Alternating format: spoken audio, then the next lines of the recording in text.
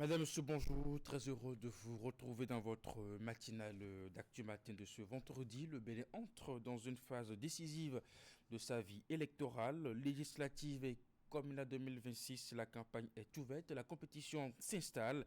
À suivre dans notre forum de discussion ce matin, l'analyse des débatteurs sur les stratégies politiques et la mobilisation et les attentes des citoyens. Ce matin, je reçois pour vous Barakel Beni, réalisateur connu pour son œuvre singulière, Béanzin, le dernier rugissement, un film hors des codes classiques à la croisée du documentaire historique et la création par intelligence artificielle, une biographie immersive qui redonne vie aux archives et aux récits des histoires et qui pose aussi une question essentielle: comment l'histoire, la mémoire collective et la technologie peuvent éclairer notre présent et puis notre avenir. Dans notre rubrique La cage à questions, autre temps fort de votre matinale, nous parlerons famille, de transmission et de projection vers l'avenir avec Fulgence Awangonou, coach en management de la famille. Nous aborderons le thème justement souvenir au projet, pourquoi la famille doit-elle faire un bilan en fin d'année. Et pour finir, place à la littérature. Justement, nous recevrons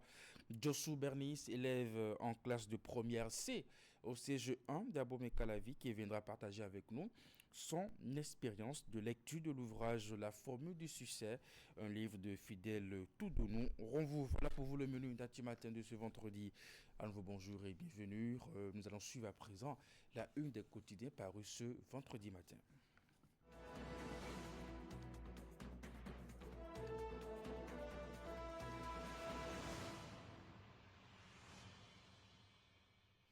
Qu'est-ce qui fait la une des quotidiens parus ce vendredi matin? On commence par le quotidien Fraternité, élection générale de 2026, démarrage de la campagne des communales et législatives.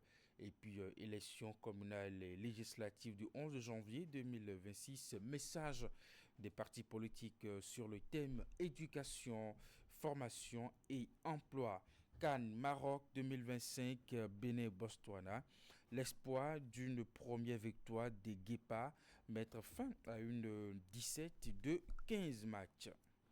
Ensuite, l'emblème du jour à présent, élection couplée de 2026, le Sakalafia appelle à une campagne apaisée et responsable. Campagne électorale au Bénin, les messages des partis politiques en lice. La force Corée pour un Bénin émergent, l'Union pour rester sur le renouveau, Moël Bénin, le Parti Les Démocrates et ensuite le Bloc républicain. L'informateur communal et législatif du 11 janvier 2026, c'est les recommandations de la Sénat, une campagne électorale dans l'observance des règles régies par les textes en vigueur dans la République, le respect de l'autre, la tolérance pour la préservation de la paix et la stabilité politique. Tels sont justement en outre les vœux justement de la Sénat pour la messe électorale de janvier 2026. Législative du 11 janvier 2026, éducation, formation, emploi, vision des partis en lice à lire dans les colonnes du journal L'Informateur. Le quotidien Le Meilleur à présent, lancement de la campagne électorale pour les législatives et communales de janvier 2026 par la Sénat. Le président Sakalafia exhorte les acteurs à jouer les partitions dans le respect des règles démocratiques. Campagne pour les élections législatives du 11 janvier, 5 partis engagés s'adressent à leurs militants sur le thème éducation, formation et emploi. Décryptage info, élections législatives et communales de 2026, le Sakalafia appelle à une campagne apaisée et responsable. Et toujours dans le cadre de cette campagne, les messages des partis politiques sur le thème éducation, formation, emploi, justement, sont à lire dans les colonnes du journal Décryptage Info. Et puis le bière pour une législature d'impact et de confiance. Le Soleil Bénin Info, célébration de la nativité, les Béninois fêtent dans le calme et la sécurité absolue. Les 4 vérités, législature et gestion des communes 2026-2032. Le bloc républicain expose un pan de son programme. Ensuite, élections législatives 2026 au Bénin. Voici les messages des partis politiques disponibles justement dans les colonnes du journal Les Quatre Vérités. Le matinal, élection couplée du 11 janvier 2026 au Bénin. La campagne électorale officiellement lancée. L'adresse du président de la Sénat est à lire dans le matinal. Et puis législative 2026, éducation, formation et emploi. Message des 5 partis en lice. Le potentiel Noël est de ferveur et d'appel à la sainteté avant-goût. À Malais, l'église africaine de réveil recentre les consciences. Élection législative du 11 janvier 2026, les messages des partis politiques sur le thème éducation, formation, emploi. L'intégralité des messages des partis politiques est à consulter dans les colonnes du journal Le Potentiel. Élection générale de janvier 2026, Abdoulaye Biotchane lance la campagne du bloc républicain. Matin libre, réforme politique sous talent, salaire et indemnité politique en augmentation législative et communale de 2026.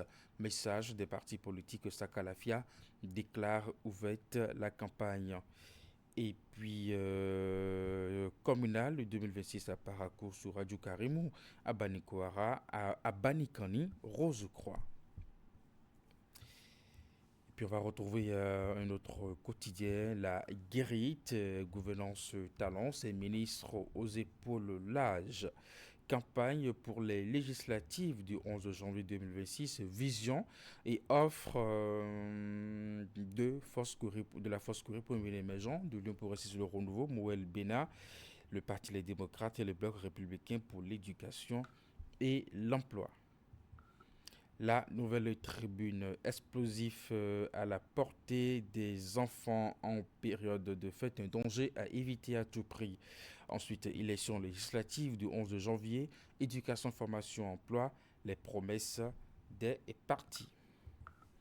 L'économiste vitalité de l'économie béninoise en 2025, le président de la CCI Bénin, Arnaud Dakakbo, salue la contribution des entreprises.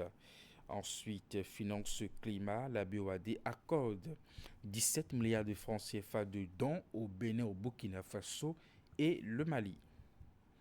L'événement précis, élection communale et législative du 11 janvier 2026. La campagne électorale démarre aujourd'hui. L'intégralité du message du président de la Sénat, Sanga Lafia, est à lire dans les colonnes du journal L'événement précis. Ensuite, les offres et propositions des formations politiques en compétition, les messages des partis politiques sur le thème éducation, formation et emploi sont aussi disponibles. Et puis on va finir maintenant avec Fraternité, élection générale de 2026, démarrage de la campagne des communales et législatives. Et toujours dans le cadre de ces élections du 11 janvier, message des partis politiques sur le thème éducation, formation et emploi.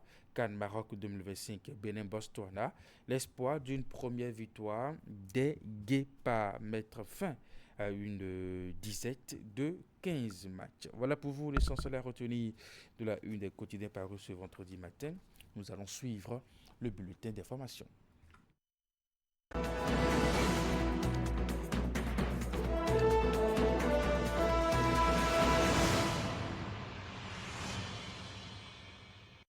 Dans le sommaire de votre bulletin d'information, la campagne électorale pour les communales et législatives du 11 janvier 2026 sont annoncées, démarre donc ce vendredi 26 décembre 2025. L'opération de Charam va se dérouler pendant 2 semaines. C'est le président de la commission électorale nationale autonome Sakalafia qui a donné le top de la campagne électorale. On dira 2 mots sur cet atelier organisé par la direction de la jeunesse, des loisirs et de la vie associative. Au cœur de ces 2 jours de travaux, l'actualisation du décret portant réglementation des centres de vacances et de loisirs en République du Bénin. Ingrid, bonjour. Bonjour et bien bonjour à tous. C'est désormais lancé la campagne électorale pour les communales et les législatives du 11 janvier prochain qui démarre donc ce vendredi. Oui, Eric, le président de la Commission électorale nationale autonome a lancé l'opération prévue pour s'achever le 9 janvier 2026. On écoute Saka Lafia au micro de Esther Tofa. Béninoises, Béninois, chers compatriotes,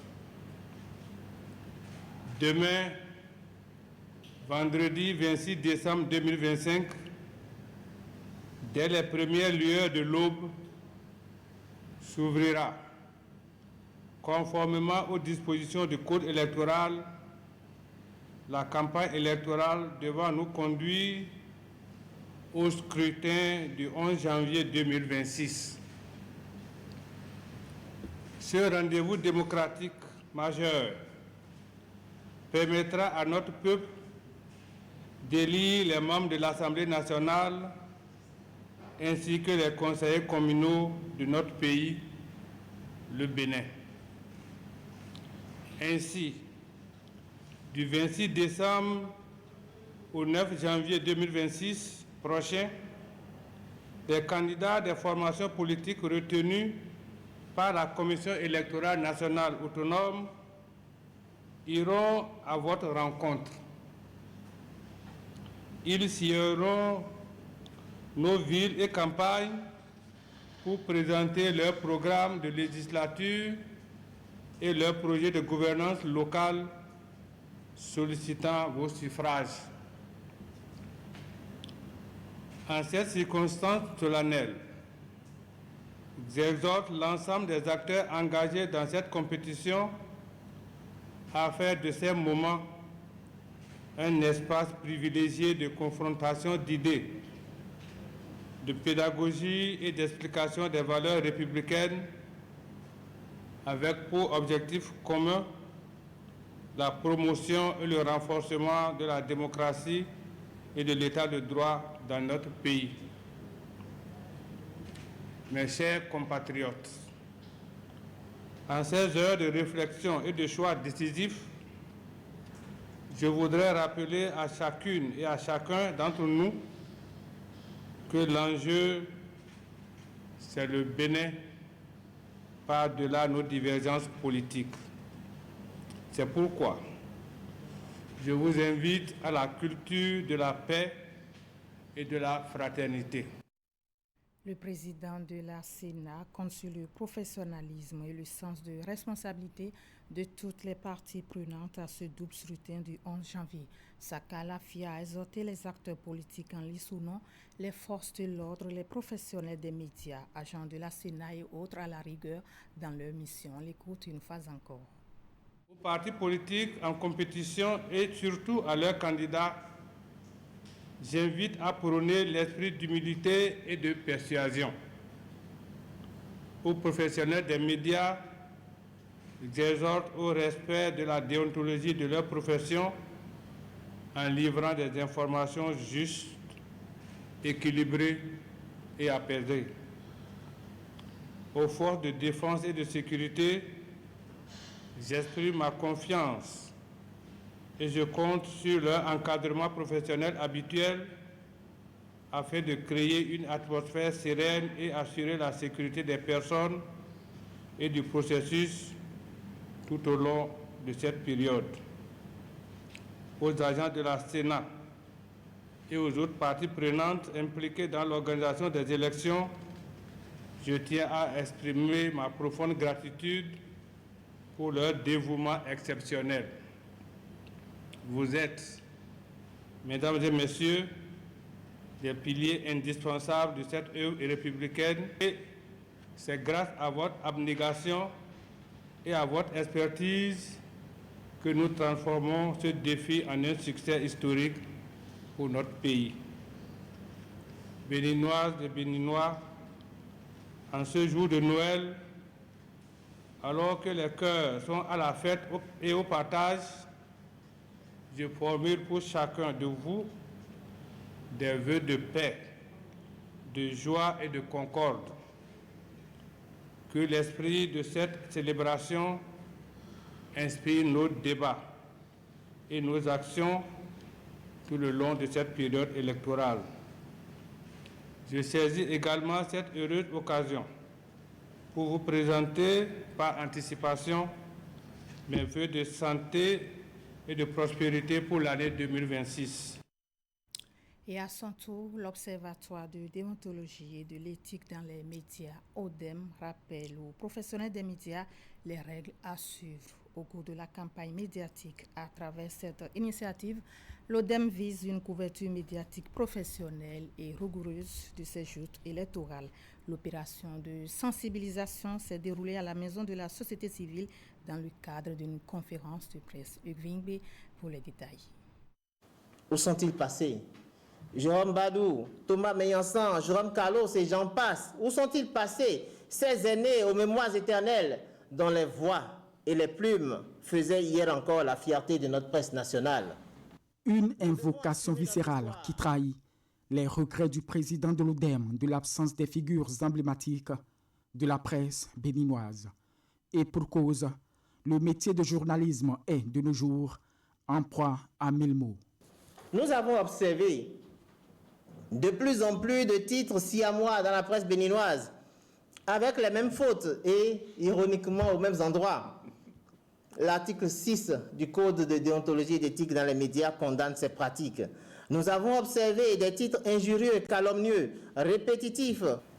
Nous avons observé une presse pauvre en investigation, qui lit et relaie uniquement des communiqués publics, des communiqués officiels et des comptes rendus de réunions. Mettre en état de veille déontologique et éthique tous les professionnels des médias du Bénin à la veille des élections législatives et communales du 11 janvier 2026. C'est la visée qui sous-tend cette rencontre de vérité entre régulateurs et pratiquants du métier de journalisme. Si les pouvoirs publics ont une grande responsabilité dans la promotion d'un environnement sécurisé pour le libre exercice du métier du journalisme au Bénin, les professionnels des médias eux-mêmes ont l'obligation d'exceller par leur savoir-faire, leur savoir-être et leur savoir-vivre. Le journaliste ne vit ni de chantage ni d'escroquerie. La presse béninoise, à ce rendez-vous de l'histoire, devra assurer et assumer son rôle d'éveilleur de conscience. Elle devra dire non aux manipulations et ne jamais servir de relais à la haine, à la violence et à la vengeance. Au terme des échanges, quelques exemplaires du Code de déontologie ont été remis aux participants. Conformément au calendrier établi par la Sénat, la campagne politique au titre des élections générales de janvier 2026 démarre le 26 décembre 2025 sur toute l'étendue du territoire national. On parle religion. Maintenant, les fidèles de l'Église du christianisme céleste venus du Bénin et de plusieurs autres pays à travers le monde ont honoré le 24 et 25 décembre le rendez-vous de leur pèlerinage annuel. Moment d'intense prière, la rencontre s'est achevée par des bénédictions pour les fidèles et pour tout le Bénin. Emma Rodonou et Thibaut Aroloupe étaient aussi de la partie. Voici le reportage. Ils étaient plusieurs milliers, vêtus de blanc, à répondre à l'appel de la foi et de l'obéissance spirituelle. Fidèles aux prescriptions du père fondateur de l'Église du christianisme céleste, ils ont, comme chaque année, convergé vers la plage de Sémé pour leur pèlerinage annuel. À 0 heure précise, la messe de la Nativité a été solennellement lancée sous la présidence du chef mondial de l'Église du christianisme céleste, le révérend pasteur Bennett Adeogun.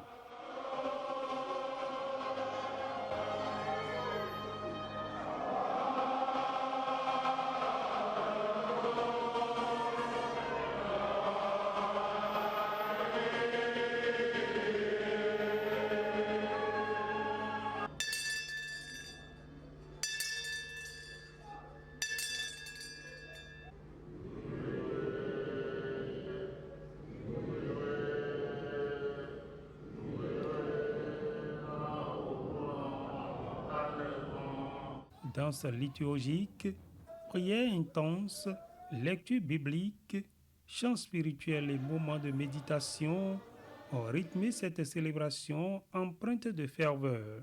Dans son adresse au peuple de Dieu, Le révérend pasteur Benet Adeogun a exhorté les fidèles à demeurer fermes dans la foi et à cultiver la paix, la réconciliation et l'unité. Il a également élevé des prières pour son Église, le président de la République et la nation béninoise. Amen.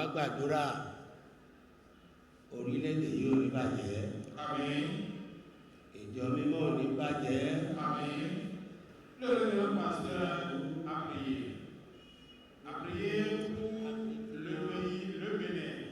Le Bénin, la République du Bénin ne connaîtra jamais le déclin. La République du Bénin va prospérer. L'église du christianisme céleste ne connaîtra jamais le déclin. L'église du christianisme céleste va prospérer. Tous les efforts du président de la République du Bénin dans le sens de la réunification mondiale de l'église du christianisme céleste, ces efforts seront couronnés de succès. Le révérend a répété, l'église du christianisme céleste va prospérer au nom de Jésus. Autre fait marquant, pendant la célébration de la Nativité, des nouveau-nés sont venus au monde sur le site du pèlerinage. Une particularité de Sémé, où des dispositifs sanitaires sont prévus pour permettre aux femmes à terme d'accoucher en toute sécurité. Je suis là au pèlerinage pour la nativité de notre Seigneur Jésus-Christ, le Rédempteur. Puisque c'est institué par le révérend prophète, pasteur fondateur de l'Église, que l'institution, la première institution qui a force de loi, c'est de venir fêter la fête de la nativité de notre Seigneur Jésus-Christ. La fête a été belle et puis notre révérend pasteur qui est là en pleine forme nous a enseigné comment vivre ensemble pour être en harmonie avec notre Dieu. Et nous sommes contents d'aller chez nous avec une multitude de bénédictions. À Sémé, la foi a une fois encore parlé d'une seule voix dans un élan collectif de prière et d'espérance pour une Église réunifiée et un avenir empreint de paix. En image maintenant, la direction de la jeunesse, des loisirs et de la vie associative a organisé un atelier de 2 jours. Les travaux sont consacrés à l'actualisation du décret portant réglementation des centres de vacances et de loisirs en République du Bénin. C'est le représentant du ministre des Sports qui a présidé la cérémonie d'ouverture. C'était à la salle de conférence du stade général Mathieu Kérékou. Les précisions dans nos prochaines éditions. Et voilà, ce sera tout pour cette session d'information, Eric. Merci à vous, Ingrid, pour ce bulletin si bref. On va rendre l'antenne au service de la diffusion pour justement passer les messages des partis politiques dans le cadre des élections communales.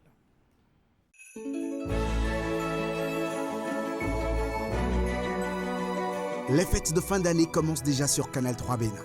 Du 20 novembre 2025 au 20 janvier 2026, c'est l'opération 2 = 3. Sur toute prestation, obtenez un bonus après 2 commandes. Pour plus de précisions, rapprochez-vous du service commercial. Avec Canal 3 Bénin, passez d'agréables moments de fête de fin d'année.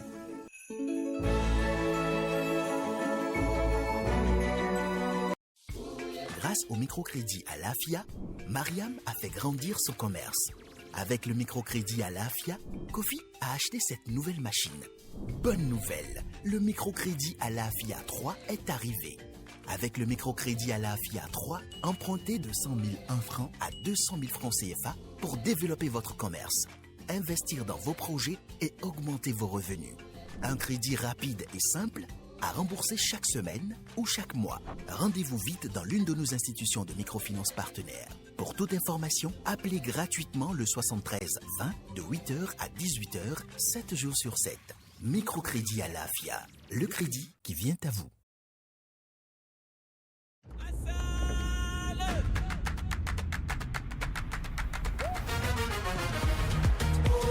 Canal 3 Bénin aux couleurs de la Coupe d'Afrique des Nations de football dans son édition 2025. Du 21 décembre 2025 au 18 janvier 2026, vivez l'événement sportif le plus populaire en Afrique.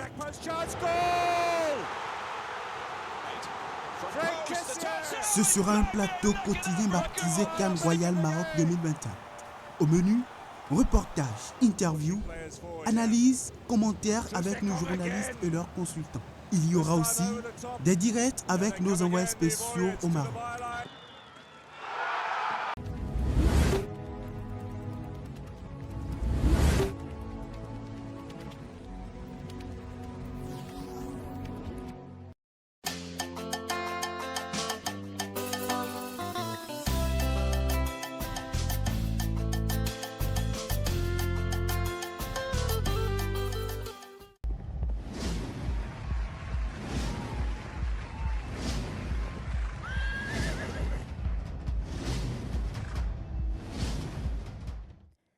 Béninoises, Béninois, la gestion des déchets et l'entretien des ouvrages d'assainissement pluvial s'inscrivent au rang des priorités du Parti Bloc républicain.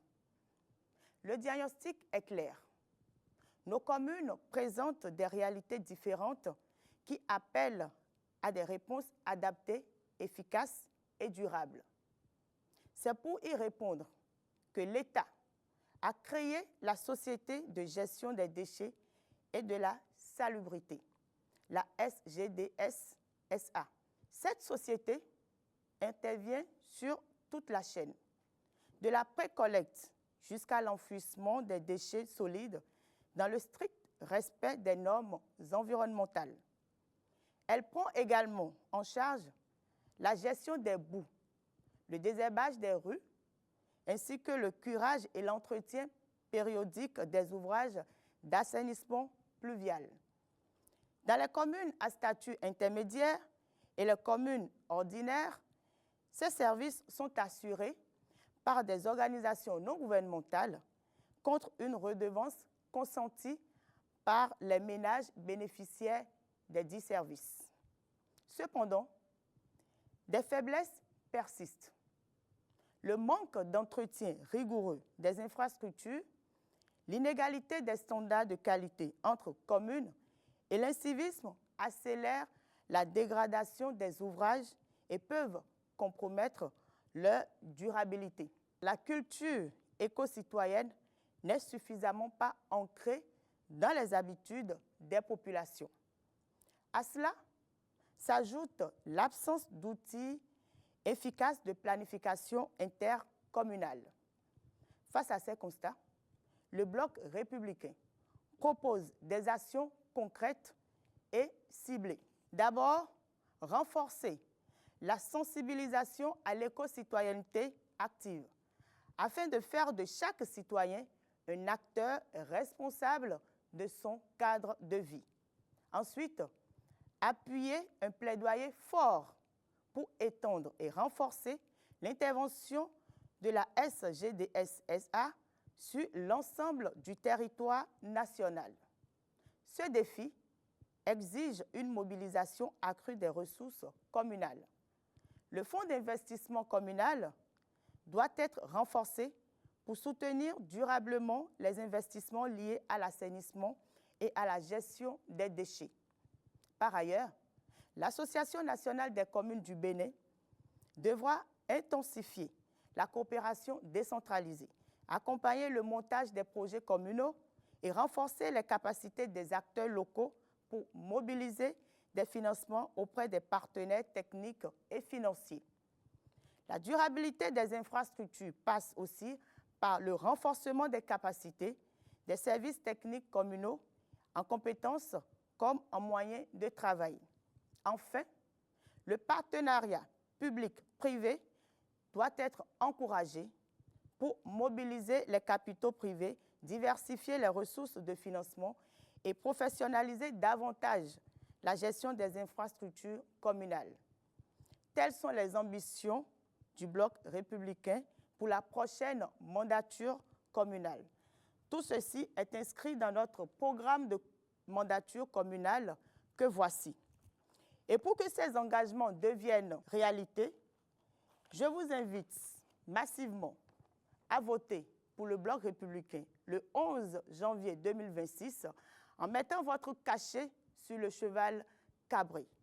Plus unis, plus forts pour construire le Bénin.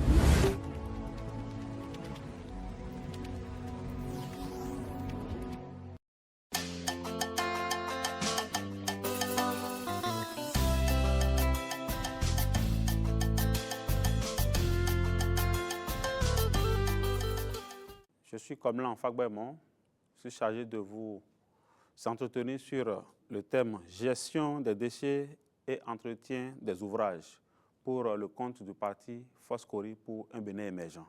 Vous n'êtes pas sans savoir que le 11 janvier 2026, notre pays fera face à deux élections majeures, les élections communales et les élections législatives. Pour ce qui nous concerne, nous sommes là pour vous entretenir sur la nécessité de porter votre choix sur le parti Foscori pour un Bénin émergent pour lui donner beaucoup de conseillers pour animer donc nos conseils communaux à l'effet de promouvoir le développement local. Aujourd'hui, la gestion des déchets au niveau de nos collectivités, notamment au niveau des villes secondaires, est faite de façon très approximative. Au niveau des grandes villes, les efforts actuels ont permis de connaître une évolution significative dans le domaine, mais notre parti se propose d'apporter une amélioration significative dans la gestion de ces déchets et dans l'entretien des ouvrages. La réforme de l'administration territoriale consacrée par le Code de l'administration territoriale a induit des changements au niveau de la responsabilisation des acteurs communaux relativement à la fourniture et l'accès des populations en eau potable. Les AEV qui étaient sous la responsabilité des mairies, aujourd'hui ont connu des réformes et ce sont des délégataires qui sont dépositaires donc, de l'usage de ces AEV. Et pour des petites réparations ou des grosses réparations, ces AEV parfois font une gestion très approximative de ces ressources issues des ressources en eau, sont dans l'incapacité de pouvoir apporter donc des changements de pièces, des réparations nécessaires pour que véritablement la fourniture continue de l'eau aux populations soit une réalité. De ce fait, la création de l'agence d'approvisionnement en eau potable en milieu rural, dans son fonctionnement, a consacré une bonne partie des compétences dévolues aux communes à l'agence d'approvisionnement en eau potable. Et ce fait, les ressources directes que les communes doivent disposer pour exercer pleinement cette compétence sont aujourd'hui un peu en difficulté. Et donc le parti Foscori pour un Bénin émergent se propose de mettre en place des dispositifs, de faire le plaidoyer pour une redéfinition du rôle des mairies. Les délégataires individuels seront progressivement remplacés par des délégataires groupés pour permettre une gestion beaucoup plus optimale donc, des ressources en eau dans nos différentes communes, notamment au niveau des villes secondaires. Les déchets mal traités, mal collectés, mal gérés peuvent être source de santé publique. Et donc le parti Foscori pour un Bénin émergent, parti du peuple, se propose d'opérer des réformes au niveau donc, du secteur de la collecte des déchets, notamment les déchets solides, les déchets liquides. Je voudrais demander que vous portez votre choix le 11 janvier 2026, le choix massif sur le parti Foscori pour un Bénin émergent, qui est votre parti traditionnel, le parti des vieilles, le parti de la veuve et de l'orphelin, le parti des jeunes, le parti des fonctionnaires et de tous ceux qui veulent que des changements significatifs s'opèrent au niveau donc de la gestion efficace de nos communes, de nos municipalités pour gérer de façon optimale les déchets et promouvoir l'accès continu des populations à l'eau potable afin de permettre d'atteindre les objectifs de développement durable dans nos différentes mairies, dans nos différentes localités. Vive le parti Force Corollée pour un Bénin émergent. Vive le Bénin. Je vous remercie.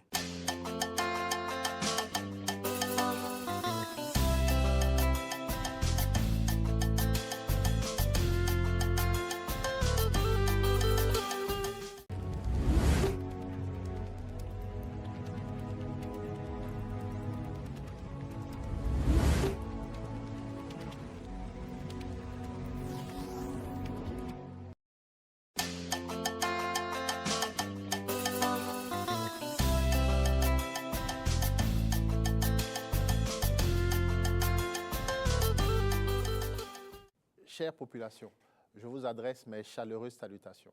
Gatien Sedami Adjagboni, membre de l'Union progressiste Le Renouveau, depuis 2016, vous l'avez tous constaté, nos villes et nos quartiers ont changé. Les tas d'ordures qui débordaient, les caniveaux bouchés, les rues impraticables en saison de pluie ont longtemps été notre quotidien. Aujourd'hui, on note un changement. Si des améliorations sont visibles, ce n'est certainement pas le fruit du hasard. C'est le résultat d'une vision claire, portée par le chef de l'État, mais également par l'Union progressiste Le Renouveau, qui place la dignité des populations, la salubrité et l'amélioration du cadre de vie au cœur de l'action publique. Oui, reconnaissons-le, la gestion des déchets dans nos villes a longtemps été inefficace. Mais grâce à son plaidoyer, l'Union progressiste Le Renouveau a inspiré l'État dans le choix d'agir de manière structurée, coordonnée et responsable. Ainsi, grâce à la présence en majorité des maires de l'Union progressiste Le Renouveau au sein du conseil d'administration de la Société de gestion des déchets et de la salubrité, 4 maires sur 6, nous impactons directement par cette présence la gouvernance de la SGDS. Ce qui veut dire que nous contribuons à l'élaboration de la stratégie, de la planification et de l'opérationnalisation des activités sur les différents territoires. Concrètement, pour la première fois dans notre pays, la gestion des déchets n'est plus improvisée. Elle est professionnelle, planifiée et contrôlée. Nous avons demandé la mise en place d'un cadre de concertation entre les cadres des communes et les cadres de la SGDS pour harmoniser les points de vue nécessaires à une bonne opérationnalisation, sans occulter bien sûr l'implication des populations bénéficiaires, à travers la participation de la SGDS aux différents conseils d'arrondissement, afin de recueillir les contributions des bénéficiaires, des populations. Tout ceci fait que désormais, grâce à l'Union progressiste Le Renouveau, la précollecte est mieux organisée. Les points de regroupement sont rationalisés. Les déchets sont évacués régulièrement. Des milliers de jeunes ont trouvé un emploi. Et surtout, nos villes commencent à mieux respirer. Chère population, la propriété d'une ville ne dépend pas seulement de l'État. Elle dépend aussi et surtout des acteurs que vous mandatez sur la chaîne de décision. Et c'est là que le rôle des communes et de l'Association nationale des communes du Bénin est fondamental. Ces acteurs doivent œuvrer pour mieux entretenir les ouvrages publics, renforcer l'assainissement, sensibiliser les populations, protéger nos infrastructures, routes, caniveaux, marchés, écoles, centres de santé, aires de jeu, toilettes publiques, etc. Car un ouvrage mal entretenu, aujourd'hui, devient un danger demain. Un caniveau bouché, c'est l'inondation. Une route dégradée, c'est un accident. Un marché insalubre, c'est la porte ouverte aux maladies.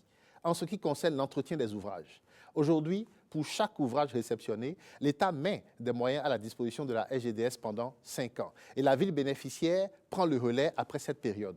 Ce qui implique très clairement pour nous aujourd'hui la nécessité d'une bonne gouvernance de nos ressources au sein des communes avec des équipes compétentes pour assurer la relève en ce qui concerne l'entretien de ces ouvrages. Aux élections communales de 2026, chère population, nous avons une responsabilité claire.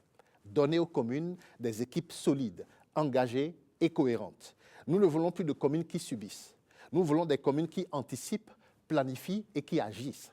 Avec l'Union progressiste Le Renouveau, la gestion des déchets sera renforcée à la base. L'entretien des ouvrages sera régulier et suivi. La collaboration entre l'État, les communes, la SGDS et la NCB sera consolidée. Et surtout, les populations seront associées, responsabilisées et respectées. Chère population, la propriété n'est pas un luxe. La salubrité n'est pas un privilège, c'est un droit. En 2026, faisons le choix de la continuité responsable. Faisons le choix de l'Union progressiste Le Renouveau.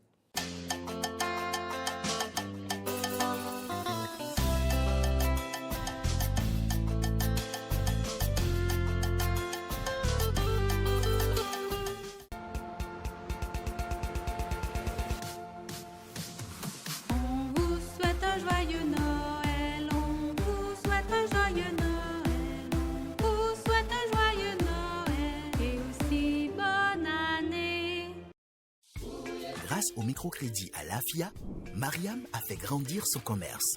Avec le microcrédit à l'AFIA, Kofi a acheté cette nouvelle machine. Bonne nouvelle, le microcrédit à l'AFIA 3 est arrivé. Avec le microcrédit à l'AFIA 3, empruntez de 100 001 francs à 200 000 francs CFA pour développer votre commerce, investir dans vos projets et augmenter vos revenus. Un crédit rapide et simple à rembourser chaque semaine ou chaque mois. Rendez-vous vite dans l'une de nos institutions de microfinance partenaires. Pour toute information, appelez gratuitement le 73 20 de 8h à 18h, 7 jours sur 7. Microcrédit à l'AFIA, le crédit qui vient à vous.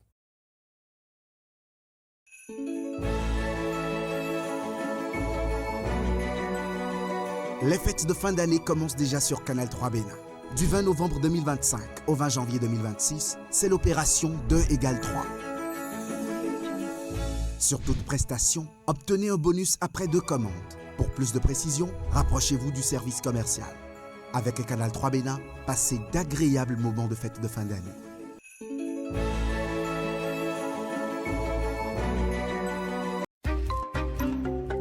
La cybercriminalité est un fléau à l'antipode du développement socio-économique durable et de la crédibilité de notre pays. Ne permettons pas aux cybercriminels et gaïmans de salir la réputation de notre pays et de ruiner nos efforts collectifs en faisant fuir les investisseurs. Ensemble, combattons la cybercriminalité en dénonçant les gaïmans. Pour tout renseignement et assistance contre la cybercriminalité, appelez les numéros 63 09 51 61 63 09 51 60.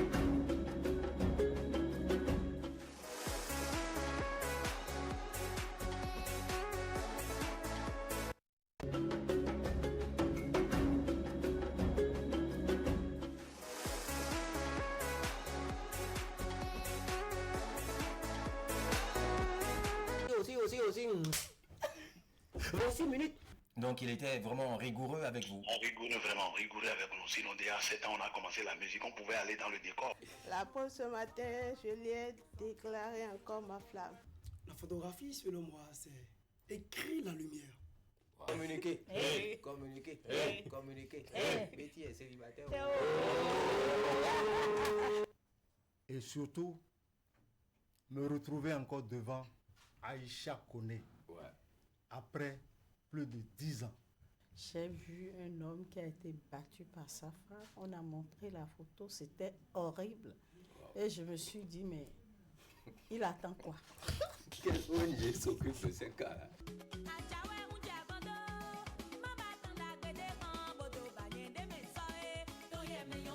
Vous devez avoir votre convention de vente, bien évidemment, ce qui montre que vous avez acheté le domaine. Oui, je voudrais vous inviter à faire massivement le déplacement. Quand je vous dis que je suis chargé d'onction, c'est-à-dire... Nous préparons la journée internationale du jazz, qui va être encore cette année, comme d'habitude, un truc...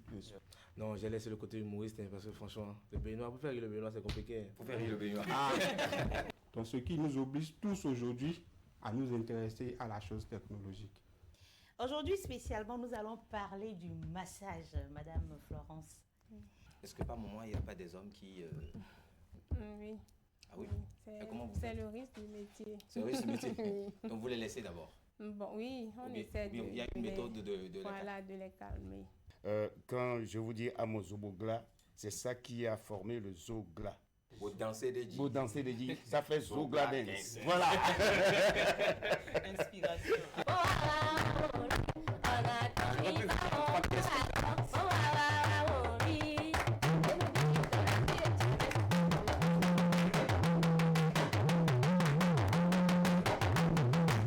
On va checker la liste. Oui ou non? Moi, heureusement que j'ai jamais eu d'ex. Oh, le ciel va tomber.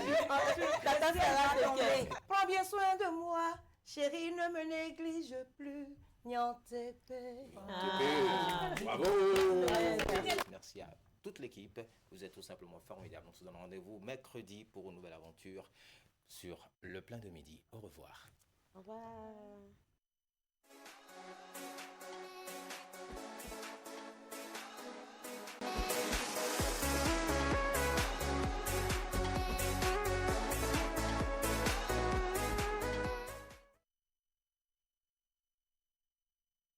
Voilà, retour sur le plateau d'Actu Matin pour la suite. Je suis avec notre invité. Je vous l'avais annoncé, on parle famille, de transmission et de projection vers l'avenir avec Fulgence Awangonon. Il est coach en management de la famille. Avec lui, nous allons aborder le thème souvenirs et projets. Pourquoi la famille doit-elle faire un bilan en fin d'année? Coach, bonjour. Bonjour, monsieur le journaliste. Merci d'être avec nous ce vendredi matin. C'est un plaisir d'être Coach, dites-nous, pourquoi la fin de l'année est-elle un moment stratégique pour faire le bilan au sein de la famille, au-delà des fêtes? Oui, parce que déjà, il faut comprendre que dès le début de l'année, nous avons une volonté de voir réussir dans tous les compartiments de notre vie. Et vous savez que quand nous parlons des compartiments de notre vie, l'institution familiale est la plus grande, est grand thème de compartiment. Parce que tous les jours, nous venons de la maison pour aller dans l'environnement professionnel. Nous venons de la maison pour aller partout. Et si nous venons de la maison, l'émotion avec laquelle nous quittons la maison, c'est ça qui nous permet de réussir dans tous les autres compartiments. Si je viens de la maison très stressé, je ne pourrais pas donner le meilleur de moi-même parce que tout à l'heure, j'ai des cours de coaching dans plusieurs maisons. Donc, il est important, après avoir décidé de réussir dans l'environnement familial, dans le mois de décembre, qui est le dernier mois de l'année, de regarder dans le rétroviseur et de voir nos rendez-vous manqués et nos rendez-vous réalisés, afin de nous projeter dans la nouvelle année avec des décisions qu'il faut pour le bien-être familial et pour vivre dans la joie dans la famille. Parce que le bien-être familial, c'est quoi? C'est vivre dans la joie dans l'environnement familial. Donc, c'est très important de regarder dans le rétroviseur. Alors, quand on décide de regarder dans le rétroviseur, comme vous le dites, ou quand on veut faire le bilan, justement, au niveau de sa famille, de quoi s'agit-il concrètement? Finances, relations, éducation des enfants, projets communs? De quoi il est question? Il est question de 3 éléments. Il est question de faire le bilan dans notre vie de couple, parce que c'est quand même 2 individus qui se mettent ensemble pour réussir ensemble et avoir des enfants. C'est vrai, on parle aussi de famille monoparentale, mais nous sommes d'abord, au-delà de tout, dans une vie de couple. Donc on fait d'abord le bilan de vie de couple. Et lorsque 2 individus se mettent ensemble, c'est qu'ils veulent investir, ils ont des projets. On fait après le bilan des investissements. Et vous savez, quand on évolue dans le couple, on finit par avoir des enfants, ou bien on a en charge la responsabilité d'éduquer des enfants. Donc il faut voir aussi le bilan scolaire de nos enfants et le bilan des valeurs. Donc c'est 3 choses. Le bilan de vie de couple, le bilan des investissements et le bilan de nos enfants à l'école et des valeurs qui doivent s'approprier. Alors, pour donner l'exemple de bilan de vie de couple, quand peut-être un partenaire n'est pas disposé à faire cet exercice? Non, on vit ensemble, pas qu'on reste ensemble, lorsqu'on vit ensemble, il y a une différence. Non, rester ensemble, c'est pas vivre ensemble. Non, vous savez, la majorité de nos familles, de nos couples parfois, restent ensemble mais ne vivent pas parfois ensemble. C'est un autre débat. C'est vrai que c'est pas le sujet. Il y a une différence entre vivre ensemble et rester ensemble, mais c'est pas le sujet. On aura le temps d'aborder ce sujet pourquoi pas. une autre fois. Alors, voilà. Lorsqu'on vit ensemble, faire le bilan de vie de couple, c'est indispensable parce que ce sont ces 2 partenaires qui constituent le moteur de la famille.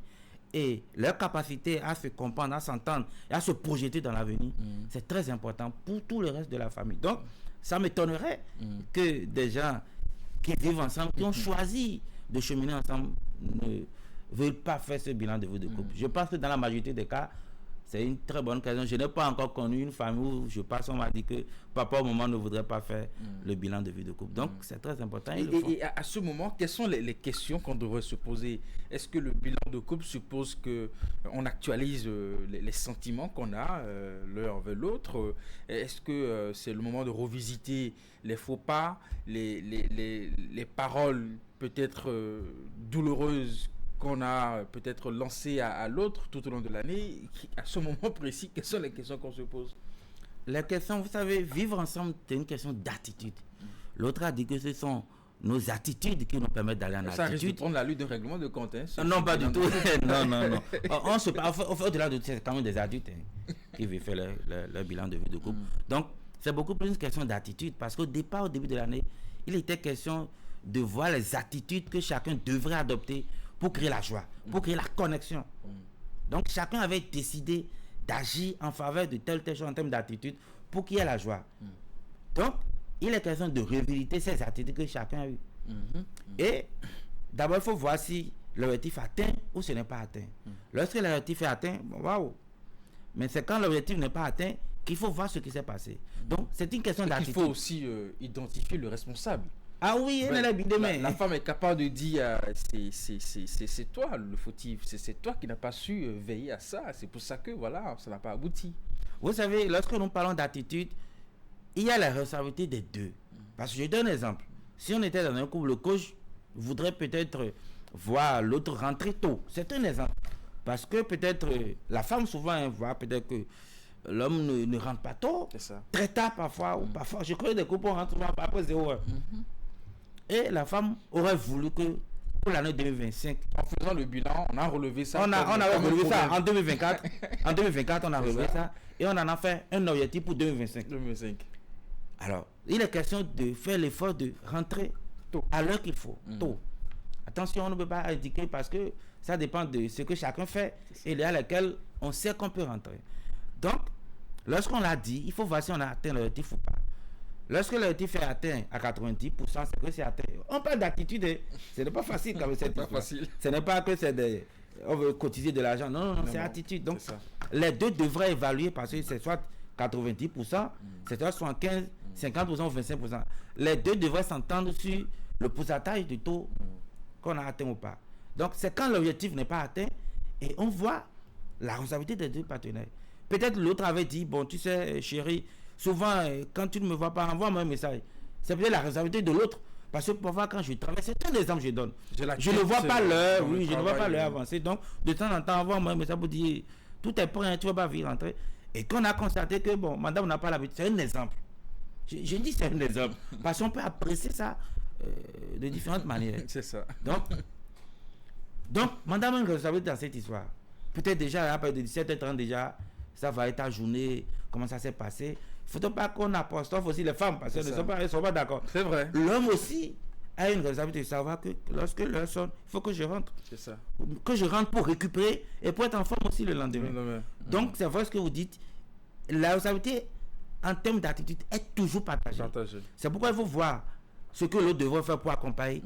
Et la personne qui a une responsabilité entière dans une certaine mesure dans ce que nous avons à changer en termes d'attitude. C'est aussi l'occasion de voir le rendement des enfants. Ah oui, surtout ça. Vous savez, dans la majorité des familles où j'interviens, le résultat des enfants impacte la vie de couple. Ah oui? Ah oui, moi j'ai vu des... Vous savez, parfois, et souvent quand les enfants ne travaillent pas, moi j'en ai un plein, on fait actuellement le bilan, 17 de famille. Et papa n'hésite pas à dire, bon, maman, vous voyez, nous on a cette facilité parfois de renvoyer tout à maman ou à maman. Quand bien même maman aussi travaille, je connais des couples où maman aussi est fonctionnaire, elle range tard, donc tout, quand bien même maman ne travaille pas, elle vend, donc nous sommes tous, nous avons une responsabilité personnelle. Donc c'est facile à nous les hommes de penser. Et lorsque l'homme pense que c'est la femme dit non, c'est pas toi, ça crée une déconnexion. Donc le résultat des enfants est au cœur du bien-être familial. C'est ça. Et comment on arrive à ce bilan, par quel mécanisme? Est-ce qu'on vérifie les notes? On s'assure que les enfants vont au lit tôt, révisent le leçon? Quelles sont les questions qu'on se pose quand on veut faire ce bilan? Non, ce bilan, vous savez, le coach Fidjien Sarangwa, nous avons déjà des outils. Je voudrais parler de bilan de vie de couple. Nous avons un cahier des objectifs qui font même le bilan de vie de couple. Nous ne parlons pas pour parler. On a des outils dans tout ce que nous disons. Et quand je prends les enfants, le premier élément du bilan, quand on est dans le privé et vient de finir le premier trimestre, il y a le bulletin de notes. Oui. Ceux qui sont dans le semestre sont à mi-parcours du semestre. Donc nous avons des éléments sur lesquels on fait le bilan. Donc quand on a fini le premier trimestre, on est dans le privé, c'est qu'on a eu le bulletin. La majorité des établissements, les enfants, soit ils ont le bulletin, mais soit ils connaissent leur moyenne. Donc le tout premier bilan, c'est le bilan des notes. Parce qu'au début de l'année scolaire, vous voyez, on est venu ici, on a parlé du contrat de mission scolaire. C'est ça. Du premier trimestre, de la première composition, ainsi de suite. Donc à partir du moment où on a parlé du contrat, d'objectif, c'est normal. Et qu'on a même parlé du bilan à mi-parcours, à la fin du trimestre, on doit faire le bilan d'abord des notes, le bilan des attitudes et le bilan des connaissances. Surtout quand l'enfant est un candidat. Le bilan des notes est clair. On prend le bulletin. Est-ce que tu as atteint ton objectif ou pas? J'ai dit, on va 12, 13, 14 dans telle ou telle matière. Est-ce que tu l'as? Ça, c'est le bilan des notes. Et c'est l'école qui renseigne à travers les performances en termes de notes de nos enfants. Lorsqu'on a fini de faire ce bilan des notes, on fait maintenant le bilan des attitudes. C'est une série de questions. Dans les matières dans lesquelles on n'a pas atteint son objectif, où se trouve le problème? Est-ce que c'est l'école? Est-ce que c'est moi-même? ou bien c'est la famille. De qui ai-je besoin? De quoi ai-je besoin? Qu'est-ce que je dois cesser de faire? Ça, c'est le bilan des attitudes. Mais le plus important, c'est le bilan des connaissances. Des connaissances. Moi, je dis, lorsqu'on a un enfant candidat, on ne peut pas attendre le mois de mai pour parler de révision. Moi, ça me fait rire. Parce que nous sommes dans la méthode et dans l'organisation. L'année scolaire est planifiée pour atteindre un objectif clair, le succès de nos enfants, les meilleures performances de nos enfants. Donc moi, quand on finit chaque trimestre, je dis, allons à la rencontre des connaissances, des lacunes que nous avons eues, pour que dans le mois, fin de l'année, qu'on ne soit pas là à avoir tout à apprendre. Attention, ce n'est pas parce qu'on a fait le bilan des connaissances qu'en mai, on ne va pas revisiter. Mais on essaie de revoir nos lacunes à chaque trimestre. Et on anticipe. On anticipe. Donc, le bilan des connaissances permet surtout aux candidats. Et actuellement, je le fais. Hein. Partout où je passe, je dois être dans 2 maisons aujourd'hui. C'est ce que j'ai fait. Le bilan des connaissances. Et c'est ça qui permet de faire l'emploi du temps des congés. C'est ça. Parce que l'emploi du temps des congés repose sur des tâches et les matières dans lesquelles nous n'avons pas assez de connaissances. Donc, on rattrape ça. On rattrape ça pendant les congés. Donc, le bilan des connaissances nous permet quand même d'être au top. Alors, coach, comment aborder les souvenirs difficiles où les échecs de l'année sont créés de tensions, mais au contraire, renforcer la cohésion familiale quand on veut faire un bilan? Oui, vous savez, lorsque vous êtes en face d'un coach et que vous parlez d'échecs, il rit. Il dit, bon, qu'est-ce que vous appelez échec? Ce moment, je ne le connais pas. Honnêtement. Parce que dans chaque situation, il y a des enseignements que nous avons. On peut dire que toutes les situations sont des échecs et toutes les situations sont des succès. Ça dépend de quelle position on se retrouve. Moi, je connais un enfant, c'est un exemple, qui a bien traqué 16 et quelques. Mais son papa a vu qu'il y a eu des échecs quelque part.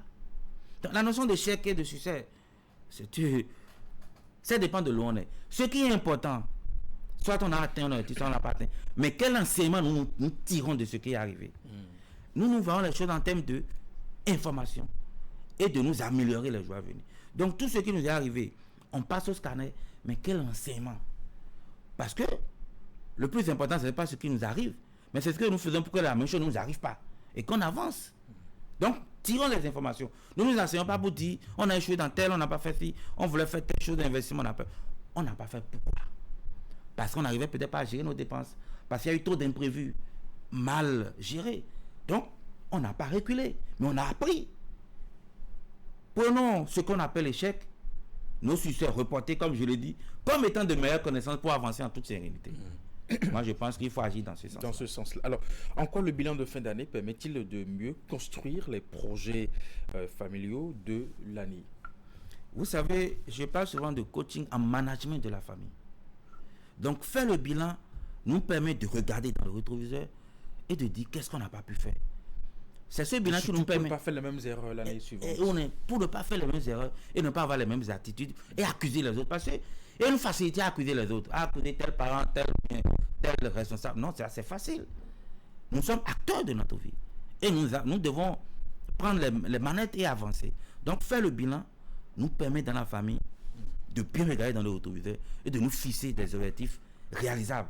Parce que c'est le bilan qui nous permet de fixer des meilleurs objectifs et de ne pas faire les mêmes erreurs et d'avancer. Vous savez, dans tous les compartiments de nos vies, nous faisons des bilans professionnels, ainsi. Même en famille, on ne nous a pas appris à faire des bilans. Nous avons dit, il faut cesser, il faut changer de paradigme. Il faut qu'il y ait une sorte de rupture principielle dans la famille. Je parle de rupture des principes. Afin de nous révéler, pourquoi pas. On va aussi utiliser les termes politiques. Chaque famille doit pouvoir faire cette rupture principielle afin de se révéler comme étant une institution forte et qui vit dans la joie. Parce que, vous savez, le bien-être familial impacte notre société. Je dis même que le bien-être de chaque famille impacte même notre PIB. Quand nous parlons de développement, c'est de travers ce que chaque famille vive dans la joie. C'est ça. C'est ça aussi le développement. Lorsque les gens vivent dans la joie, mais ils vont se réveiller, ils vont travailler, et le pays va avancer, et le pays va se révéler en ayant de meilleures performances. Donc, c'est important de regarder dans le rétroviseur dans nos familles et d'agir en toute connaissance de cause, parce que celui qui a l'information a le pouvoir de vivre et d'être heureux. Absolument. Allez, coach Fulgence Arangono, une dernière question. De manière pratique, comment une famille peut-elle organiser ce bilan dont nous évoquons tout à l'heure? Qui doit initier ce bilan, en tout cas la démarche? À quel moment et sous quelle forme? Nous sommes aujourd'hui le 26 décembre 2025. Vous voyez que l'année en cours est en train de s'aller à son terme. Je pense que vous voyez, il y a 2 compartiments de bilan. Parce qu'on parle de vie de couple et le bilan des investissements. Je pense que ça, c'est encore l'actif des parents. Il y a le bilan scolaire des enfants. Donc, je prends ça en 2 lots. Ces 2 lots, c'est quand même ceux qui ont la responsabilité de la famille. Je ne veux pas dire papa ou je ne veux pas dire maman, mais je dis c'est papa ou maman. Et ensemble, ils doivent décider d'abord de faire le bilan de vie de couple et le bilan des investissements. Et ensemble avec les enfants maintenant, on va passer au bilan scolaire des enfants. Et s'ils ont idéal le bulletin, je dis, tous les établissements qui sont en trimestre et qui sont des établissements sérieux doivent vous donner le résultat de vos enfants. S'ils n'ont pas fait ça, pose un problème de sérieux. Soyons sincères. Et mes enfants font 0. Donc, si c'est un établissement, ils sont privés, ils doivent déjà donner. La majorité des établissements qui se respectent, leurs enfants ont leur bulletin. Une semaine avant le congé. Moi, les miens, ils ont leur résultat. Une semaine. Donc, si c'est sérieux, c'est que c'est fait. Et donc, quand on fait le bilan de vie de couple, papa et maman, on peut le faire. Je pense, c'est toujours mieux de le faire avant la nouvelle année. Avant la nouvelle année. Mais attention, on peut toujours, parce que vous savez, il y a des familles où papa est en voyage, il n'est même pas au pays, où c'est qu'il rentre et en période de fête. Donc, nous n'allons pas nous mettre la pression. Le plus important, parce que vous savez, ce bilan, on parle de bilan, non? Mais le bilan commence dès le premier trimestre de l'année. Par exemple, on fait le bilan d'étape 1, le bilan à mi-parcours, le bilan d'étape 2. Vous voyez, la famille, c'est au scanner, le bilan d'étape 2, avant même de parler de bilan. Déjà, au bilan d'étape 1, qui est le premier trimestre, on fait le bilan de la décision. Il faut tout faire pour qu'avant la fin du premier trimestre, qu'il y ait quand même le bilan de la famille, de l'année écoulée, et qu'on fixe les objectifs. Et sur la forme, qu'est-ce que vous conseillez, un peu comme on le dit, sous la palabre, on installe tout le monde au salon, tout le monde est assis, et comment ça peut se passer? Oui, quand nous parlons de bilan de vie de couple... On décide d'aller au restaurant, et puis voilà, on a... Oui, il faut toujours voir ses moyens, il ne faut pas... il faut que... On va à l'église. Non, pourquoi pas? Peut-être qu'il y a du calme à l'église, attention. On peut aller à l'église, il y a le calme. On a besoin du calme. C'est ça. C'est sérieux. C'est sérieux. On a besoin du calme de l'Esprit Saint, de la Vierge Marie, pour nous assister. Le petit Jésus est là. Donc, on peut aller à l'église. Vous nous donnez une idée ce matin. Le coach n'a pas encore fait ce bilan. Pourquoi pas ne pas aller à l'église? Ah oui, jusqu'à vous? Oui, non, le coach n'a pas aussi. C'est pas encore trop tard. Non, c'est pas encore tard. Le bilan de vie de couple, le bilan des investissements, il faut qu'il y ait le calme. Parfois, moi, je propose très tôt, bien quand les enfants vont se coucher, 2h, 3h, on peut s'asseoir et le faire. Oui, et puis on se repose. Peut-être un samedi matin, vous voyez, pas en semaine. Non. Un vendredi, un samedi matin, on peut le faire rapidement. Et le bilan des enfants, c'est au cours de la journée. On trouve un temps et on va s'asseoir. On n'ira pas au restaurant pour ça. On peut finir aller au restaurant. C'est ça. On peut finir aller à la plage et puis ça dépend. Mais on va s'asseoir et puis on part au CF. Et le bilan de vie des enfants, il faut le faire en présence des autres enfants. Parce que parfois, l'aîné peut donner des conseils, dit mon petit frère, vraiment, je pense qu'il s'amuse trop. Trop. Il faut que... Il dort trop. Parce que quand vous n'êtes pas là, papa, maman... Il regarde trop de films. Et trop de dessins animés. Donc, il faut que tout le monde... Et le petit frère, il peut dire... Non, vous savez, on est dans la famille et nous parlons de vivre ensemble. Ce n'est pas une question de plus grand, de plus petit. C'est une question de vie en commun, de vivre ensemble pour un résultat de bien-être et de joie. Donc tout le monde a son mot à dire. Attention, le Benjamin peut parler quand il s'agit du bilan du grand frère, qui est même peut-être à l'université, qui est tout le temps sur le portable. S'il prend le risque de dire n'importe quoi à la fin de la séance, il risque d'avoir chaud. Vous savez, on a parfois des grands frères, nos enfants aussi étudiants. Vous savez, je suis coach des universités qui sont sur TikTok tout le temps, qui sont sur Internet. C'est vrai. Et ça dérange. Donc le petit frère peut dire, grand frère toujours sur son portable la nuit. Et nous, ça nous dérange, on ne dort pas vite.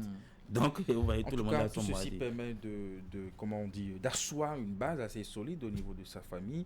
Et c'est ce qui permet justement d'avoir aussi une société solide. Merci à vous, coach. Alors, nous sommes déjà dans la période des vœux. Quelle est votre lecture de la question des vœux qu'on se formule en fin d'année? On peut évoquer la question brièvement et peut-être revenir le vendredi prochain pour... je dirais, décrypter ça. Oui, les vœux n'engagent que ceux qui souhaitent. Vous savez, ce n'est qu'un vœu.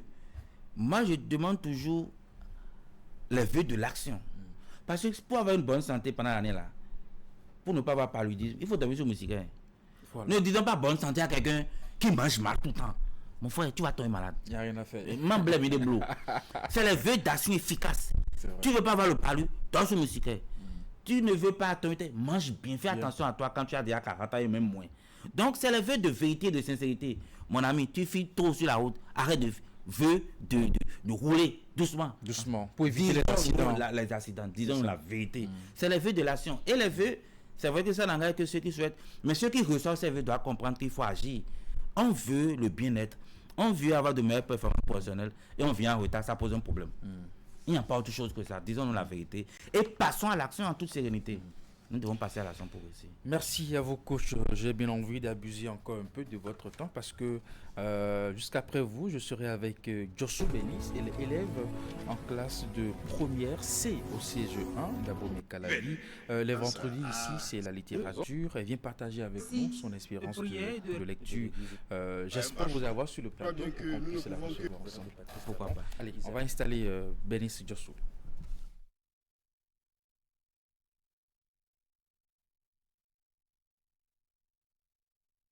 Même mort, il est toujours.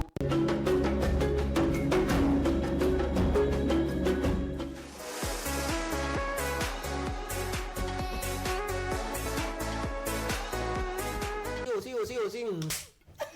26 minutes. Donc il était vraiment rigoureux avec vous. Rigoureux, vraiment rigoureux avec nous. Sinon, déjà à 7 ans, on a commencé la musique, on pouvait aller dans le décor. La pause ce matin, je lui ai déclaré encore ma flamme. La photographie, selon moi, c'est écrire la lumière. Communiquer. Communiquer.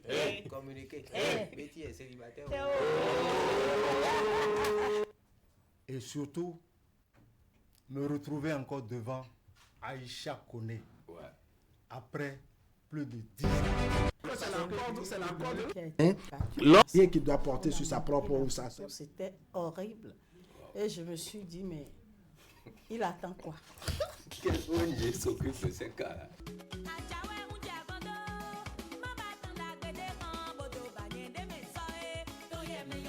Vous devez avoir votre convention de vente, bien évidemment, ce qui montre que vous avez acheté le domaine. Oui, je voudrais vous inviter à faire massivement le déplacement. Quand je vous dis que je suis chargé d'onction, c'est-à-dire... Nous préparons la journée internationale du jazz, qui va être encore cette année, comme d'habitude, un truc de... Non, j'ai laissé le côté humoriste, parce que franchement, le Béninois, pour faire rire le Béninois, c'est compliqué. Pour faire rire le Béninois. Donc, ce qui nous oblige tous aujourd'hui à nous intéresser à la chose technologique. Aujourd'hui, spécialement, nous allons parler du massage, Madame Florence. Est-ce que par moment, il n'y a pas des hommes qui... Oui. Ah oui? C'est le risque du métier. C'est le risque du métier. Donc, vous les laissez d'abord? Bon, oui, on essaie de... Il y a une méthode de les calmer.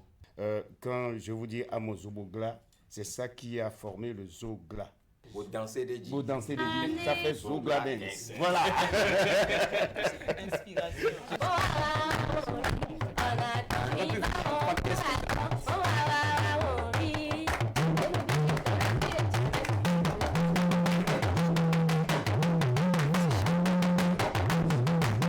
On va checker la liste. Oui ou non? Moi, heureusement que j'ai jamais eu d'ex. Oh, si elle va tomber. Prends bien soin de moi. Chérie, ne me néglige. Donc on a commencé par... Bravo. Toute l'équipe, vous êtes tout simplement formidable. On se donne rendez-vous mercredi pour une nouvelle aventure sur le plein de midi. Au revoir. Au revoir.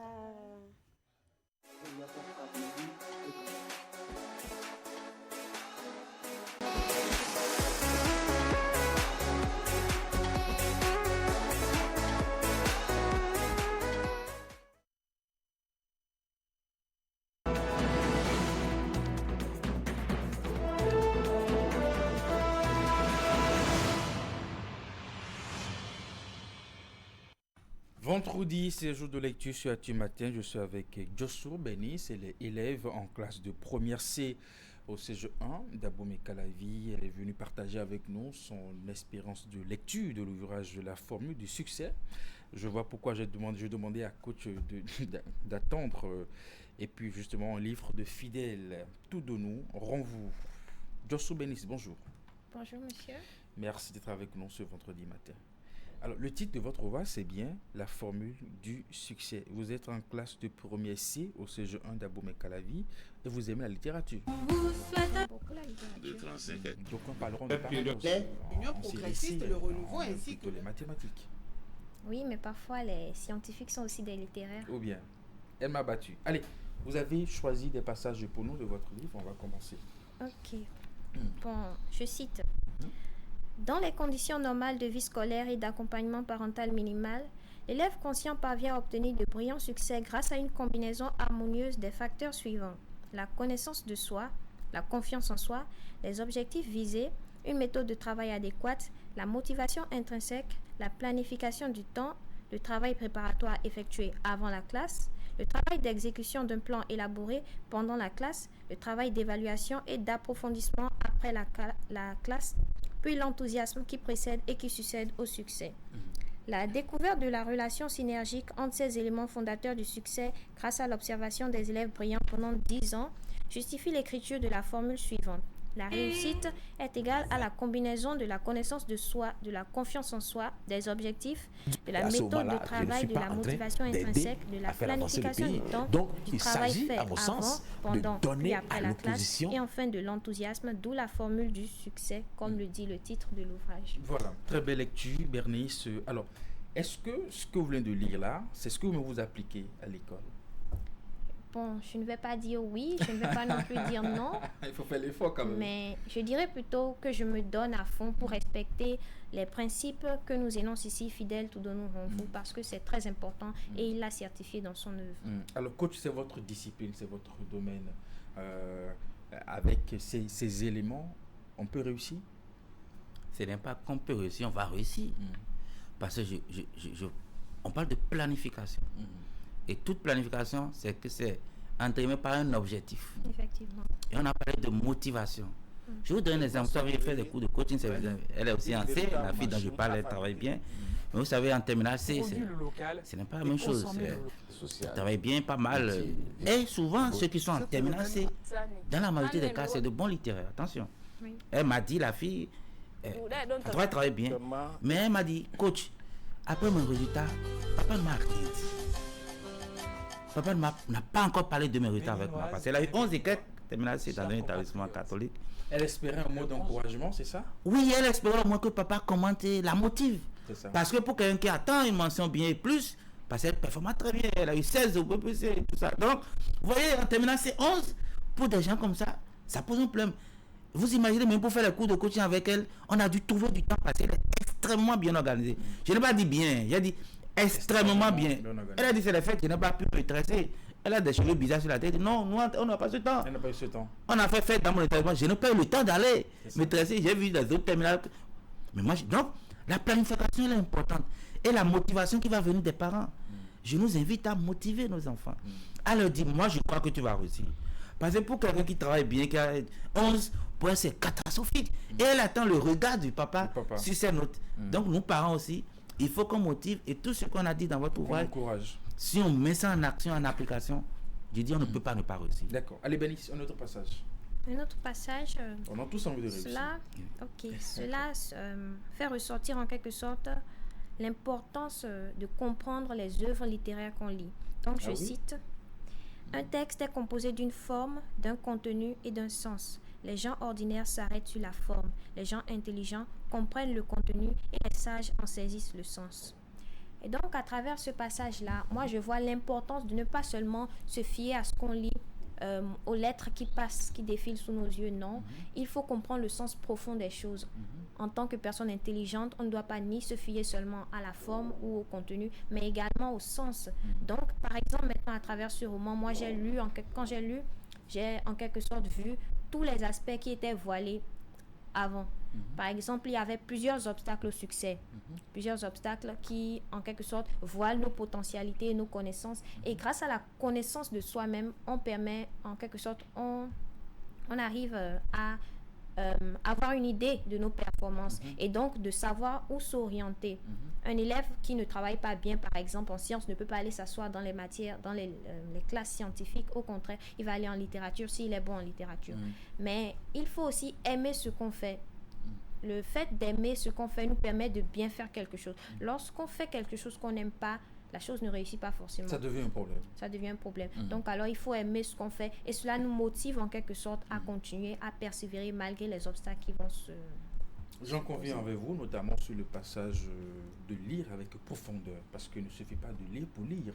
Il faut lire et retirer justement de ce qu'on a lu des éléments de compréhension et même l'adapter à sa vie pour qu'il y ait un changement. Là, je suis d'accord avec vous. Marquez un point. Quoi, tu voulais passer un commentaire? Oui, c'est la même chose, vous l'avez aussi bien dit. Et les ouvrages, quand on arrive à lire, il faut voir le sens actuel, c'est-à-dire le message. Oui. et l'adapter à une réalité de notre vie du quotidien. On peut l'écrire à 1000 ans, c'est un exemple, mais il y a une réalité qui est intemporelle. Il faut tenir compte de ça et décoder les messages. Il ne faut pas lire parce que j'ai lu 1000 livres, mais il faut que la lecture nous permette de vivre et de réussir, vous voyez, de passer partie de ce qu'on a lu pour changer nos vies dans tel ou tel aspect. C'est en cela que la lecture elle est très importante, vraiment, pour nos enfants. Je connais un monsieur qui aime les livres de voyage. Il n'a jamais pris un avion dans sa vie. Mais quand il vous parle des capitales, des villes européennes, américaines, vous avez le sentiment qu'il a fait, qu'il a visité tous ces pays-là, mais il n'a jamais pris un avion. Donc il les a lus en fait dans des livres et puis voilà, il s'est fait une idée de ce qui se passe dans ces pays-là. Allez, on va évoluer. Ok, un autre passage. Oui, un autre passage. Nous avons encore un peu de temps. Donc ce passage-là, je l'ai même mémorisé parce qu'il était très important. Il montre en quelque sorte l'importance de la résilience. Il dit, un coup du sort, ce n'est qu'une blessure qui s'inscrit dans notre histoire, ce n'est pas un destin. Qu'est-ce que l'auteur veut nous faire comprendre par là? Il veut nous faire comprendre que si l'on échoue une première fois, ce n'est pas la fin du monde. Ce n'est pas qu'on est destiné à échouer. Il faut être résilient face à l'échec. Qu'est-ce qu'on entend par la résilience? C'est tout simplement cette attitude de courage-là à se relever malgré les échecs encaissés. Et donc, face à l'échec, au lieu de se demander pourquoi cela nous arrive, ou bien de se dévaloriser, il faut soi-même se remettre en cause, se demander non pas pourquoi cela nous arrive, mais comment est-ce que cela nous est arrivé, qu'est-ce qui a occasionné l'échec, et cela permet en quelque sorte de voir nos insuffisances, nos propres responsabilités dans notre échec et d'y remédier par conséquent. Coach, je vois un coach en devenir. Parce que ça me fait penser à votre phrase, vous renoncez à l'échec, c'est un succès reporté. C'est un succès reporté. Voilà. Donc, reporté. Ce mot n'existe pas dans votre vocabulaire. Non, ça n'existe pas. Permettez-moi de dire, puisque nous parlons de bilan scolaire, il y a des apprenants, je vous ai dit, en terminale, c'est pour elle, avoir 11 quelque chose, c'est 16 de moins souvent. C'est ça. Voilà. 17. On pourrait dire, mais comment je peux avoir 11? C'est ça. Comment je peux l'expliquer? Comment je peux l'expliquer que j'ai eu 11 de moins en terminale, c'est au premier trimestre? Donc, attention, il faut voir qu'est-ce qui n'a pas marché. Et elle a dit, il y a un problème d'adaptation. Moi, ce que je pensais de la terminale en venant de la promesse, c'est pas ça. Je fais des trucs où je trouve, on dit non, dans la méthode, tu auras demi point sur 1. Parce qu'il y a des trucs que tu n'as pas évoqués. En maths, ça ne passe pas. Donc, il faut voir, il ne faut pas prendre ça comme la fin du monde. Il faut prendre ça comme un atout pour aller très loin la prochaine fois. Une opportunité en quelque sorte de recommencer de manière plus intelligente. Super. Coach est certifié au contraire.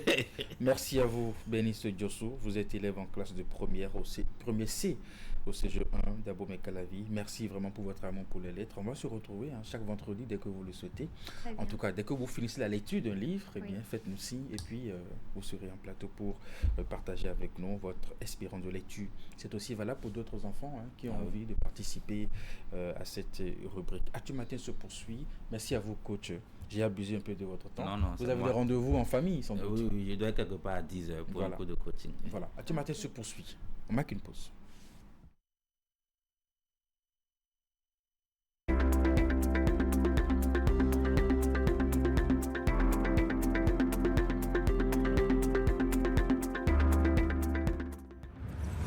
Sur nos plateaux, les débats reposent sur le respect mutuel et la neutralité. Nous veillons à ce que les échanges restent axés sur les projets et les idées. Pas d'attaques personnelles et de discours de haine. Un média responsable, c'est un gage de confiance pour les citoyens. En période électorale, notre mission est d'informer avec rigueur, de veiller à un accès équitable de tous à l'espace médiatique et de garantir à chaque candidat une juste représentation. Un débat responsable, c'est la promesse d'élections apaisées. Le débat électoral doit être une tribune d'idées. Faisons des débats sur les médias un outil de paix, de transparence et de cohésion nationale. Notre rôle est d'éclairer les électeurs avec professionnalisme et impartialité, afin que chacun vote en toute conscience. Donner la parole à tous dans l'équité et la responsabilité. Voilà le sens de notre engagement en période électorale.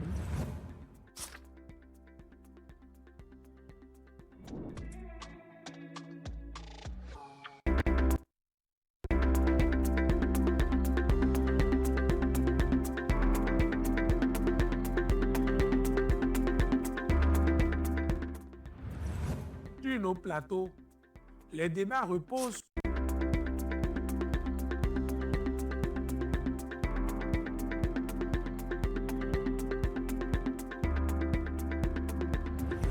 Sur le plateau, les débats reposent sur le respect mutuel et la neutralité.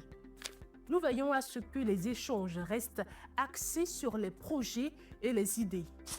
Pas d'attaques personnelles et de discours de haine. Un média responsable, c'est un gage de confiance pour les citoyens. Période électorale, notre mission est d'informer avec rigueur, de veiller à un accès équitable de tous à l'espace médiatique et de garantir à chaque candidat une juste représentation. Un débat responsable, c'est la promesse d'élections apaisées. Le débat électoral doit être une tribune d'idées. Faisons des débats sur les médias un outil de paix, de transparence et de cohésion nationale. Notre rôle. Actu Matin se poursuit en la canne basse son plein. Ce matin, au menu de votre rubrique Sport Matin, Candide Ronrento vous propose un entretien au sein de la tanière des guépards du Bénin. Au royaume chérifien, la sélection nationale du Bénin fait depuis mardi dernier sa 5e apparition en phase finale de la Coupe d'Afrique des Nations. Après la défaite d'entrée en lice, le sélectionneur et ses hommes s'activent pour la suite de la compétition. Dans l'effectif des 28 joueurs béninois présents à Rabat, 8 sont des rescapés de la CAN de 2019 en Égypte. Parmi ceux-ci, Rodrigue Kossi signe cette année sa 2e participation à la CAN avec l'équipe nationale du Bénin. Justement, en entretien avec Candide Ronrento, le milieu de terrain béninois nous a fait les confidences de sa 2e participation. On suit.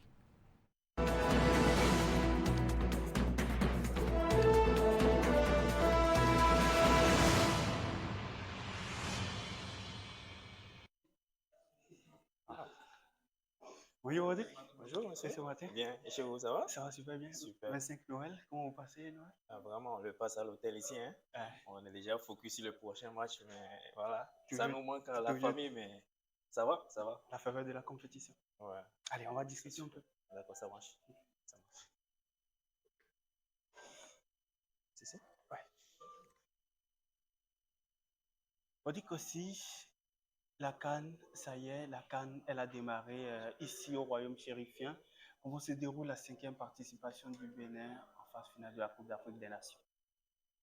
Bon, déjà, je pense que la participation se déroule bien, même si lors de notre premier match, on a perdu, mais on a montré de belles choses. On a montré de belles choses qui montrent vraiment qu'on a des valeurs. Parce que la CAN aussi, c'est l'occasion de montrer des valeurs, donner l'espoir au public, au peuple, montrer au monde entier que le Bénin est là. Le Bénin est là. Donc, je pense que malgré la défaite qu'on a eue, il y a de l'espoir pour les matchs à venir. J'espère que tout ira très très bien. C'est bien cela. Qu'est-ce que cela représente pour vous de participer pour une 2e fois à une phase finale de la Coupe d'Afrique des Nations en tant que joueur? C'est une immense joie. C'est une immense joie parce qu'il faut dire qu'en 2019, j'avais déjà vécu ce parcours des écureuils en temps maintenant Guépard. On était allé jusqu'en quart de finale et c'était vraiment des souvenirs inoubliables. Il faut le vivre en fait. C'est des moments vraiment très très très particuliers qui sont toujours gravés dans la tête. Donc vivre cette 2e expérience vraiment est quelque chose pour moi, une fierté pour moi parce que je sais d'où j'ai quitté. J'ai quitté très très loin pour pouvoir revenir encore. Donc je suis fier de tout ce qui se passe et j'espère bien que cette 2e participation va être encore plus meilleure que les autres. En parlant de cette première participation en phase finale de la Coupe d'Afrique des Nations, c'était en 2019 en Égypte où les écureuils d'Alor ont passé le premier tour, arrivé jusqu'en quart de finale avant de tomber sur des Lions de la Teranga du Sénégal. Quels souvenirs retenez-vous de cette première participation en Égypte? Bon, déjà lors de cette participation, déjà lors des matchs de poule, déjà le premier match qu'on avait fait, on avait fait un match nul et tout, ça nous a donné quand même un message déjà positif. On savait qu'on était capable de faire quelque chose lors de cette compétition. Donc, il y avait une solidarité, une énergie positive et tout, chose que je constate encore pour cette fois-ci. J'espère que ça va être le même et si possible plus que ça. Ouais.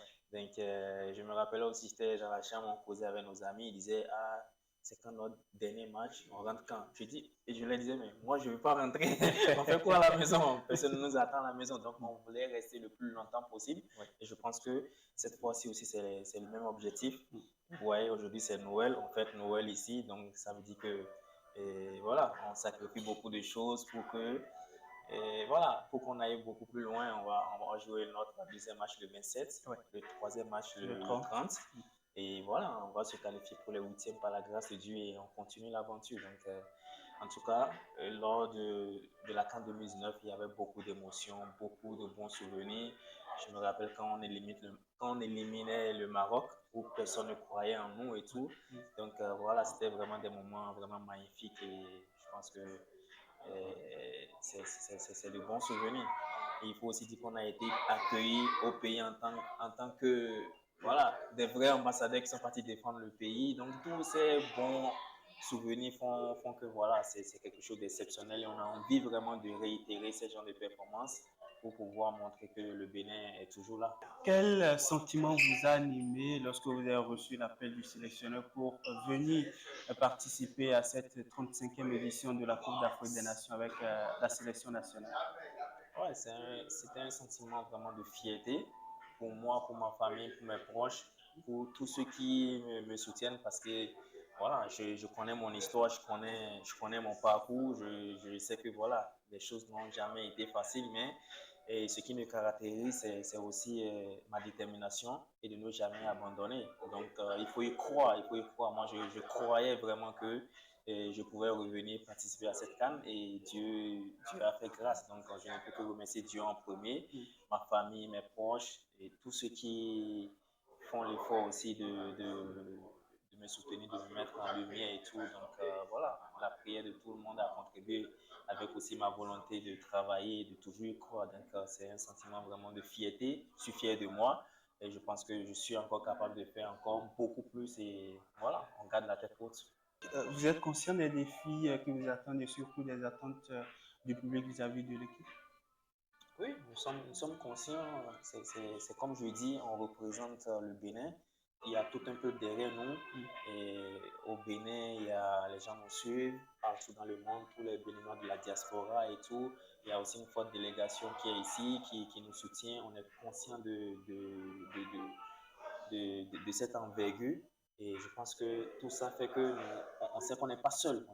Donc, nous sommes conscients qu'il faut aller vraiment arracher des bons résultats et surtout aussi montrer de bonnes valeurs. Parce que c'est très important de montrer de bonnes valeurs. Montrer que le Bénin, c'est quand même un pays aussi de football qui peut vraiment rivaliser avec les plus grandes nations en griffe. Merci. Quel est l'état d'esprit actuel du groupe après donc cette entrée en liste plus ou moins réussie, on va le dire comme ça, face au Léopard de la République démocratique du Congo?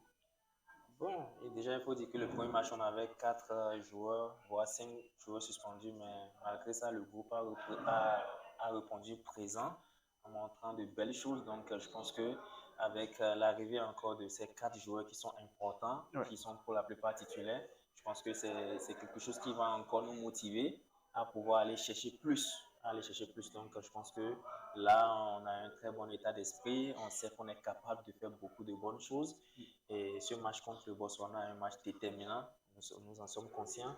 Et il va falloir aller arracher un très bon résultat et gagner, au fait, pour pouvoir espérer sortir des phases de poule et continuer cette compétition. Donc, l'état d'esprit est bien et on est conscient qu'on est capable de faire de bonnes choses. Moi, à l'endroit du public sportif béninois, que ce soit ces millions de Béninois qui ne sont pas actuellement au Maroc et ceux qui ont effectué le déplacement, à ceux-ci s'ajoutent ceux de la diaspora aussi. Oui, le mot d'ordre, c'est toujours continuer à nous soutenir. Déjà, je les remercie pour tout le soutien et j'exhorte que tout le public béninois continue par croire en cette équipe, continue par soutenir l'équipe parce qu'ensemble nous pouvons aller très très loin. Donc je pense qu'avec cette solidarité, cette énergie positive autour de cette équipe, et ça pourra nous propulser vers le plus haut. Merci Rodrigue. Merci. Merci beaucoup. Merci. Et bonne suite à vous. Merci beaucoup. Allez. Okay. Merci. Merci.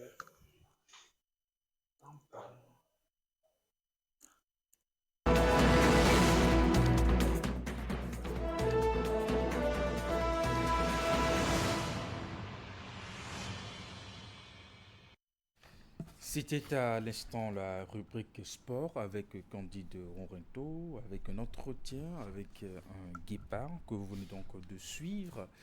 Maintenant, nous sommes dans le forum de discussion en attendant de retrouver Franck Aounou. Ulrich Gaba, bonjour. Bonjour Eric. Merci d'être déjà là. C'est bon. Ce matin, c'est la campagne électorale qui bat déjà son plein. Les partis politiques adressent déjà leur message à l'endroit des militants. C'est une étape assez importante pour les partis politiques. Je dirais même c'est la partie névralgique, justement, parce que les procédures administratives ont été bouclées. Le dépôt des dossiers, le parrainage. Là, c'était avec la Sénat. Ce débat est derrière nous maintenant. Oui, ce débat est bien loin derrière nous. C'est maintenant que chaque formation politique ira à la conquête de l'électorat. Ils iront demander le suffrage. Parce que c'est un mandat. Et le vrai dépositaire de ces mandats, c'est le peuple. C'est le citoyen béninois. Et le citoyen béninois va jauger les différentes propositions, les projets de société qui sont en instance, les projets constructifs que ce citoyen aurait voulu voir se réaliser dans ce pays, et les lois, parce que nous parlons aussi des députés, donc les lois qui seront peut-être corrigées ou peut-être votées prochainement. Donc il faut tenir compte de tout ceci, et c'est la raison pour laquelle le gros travail qui se trouve ici maintenant, c'est de pouvoir convaincre l'électeur.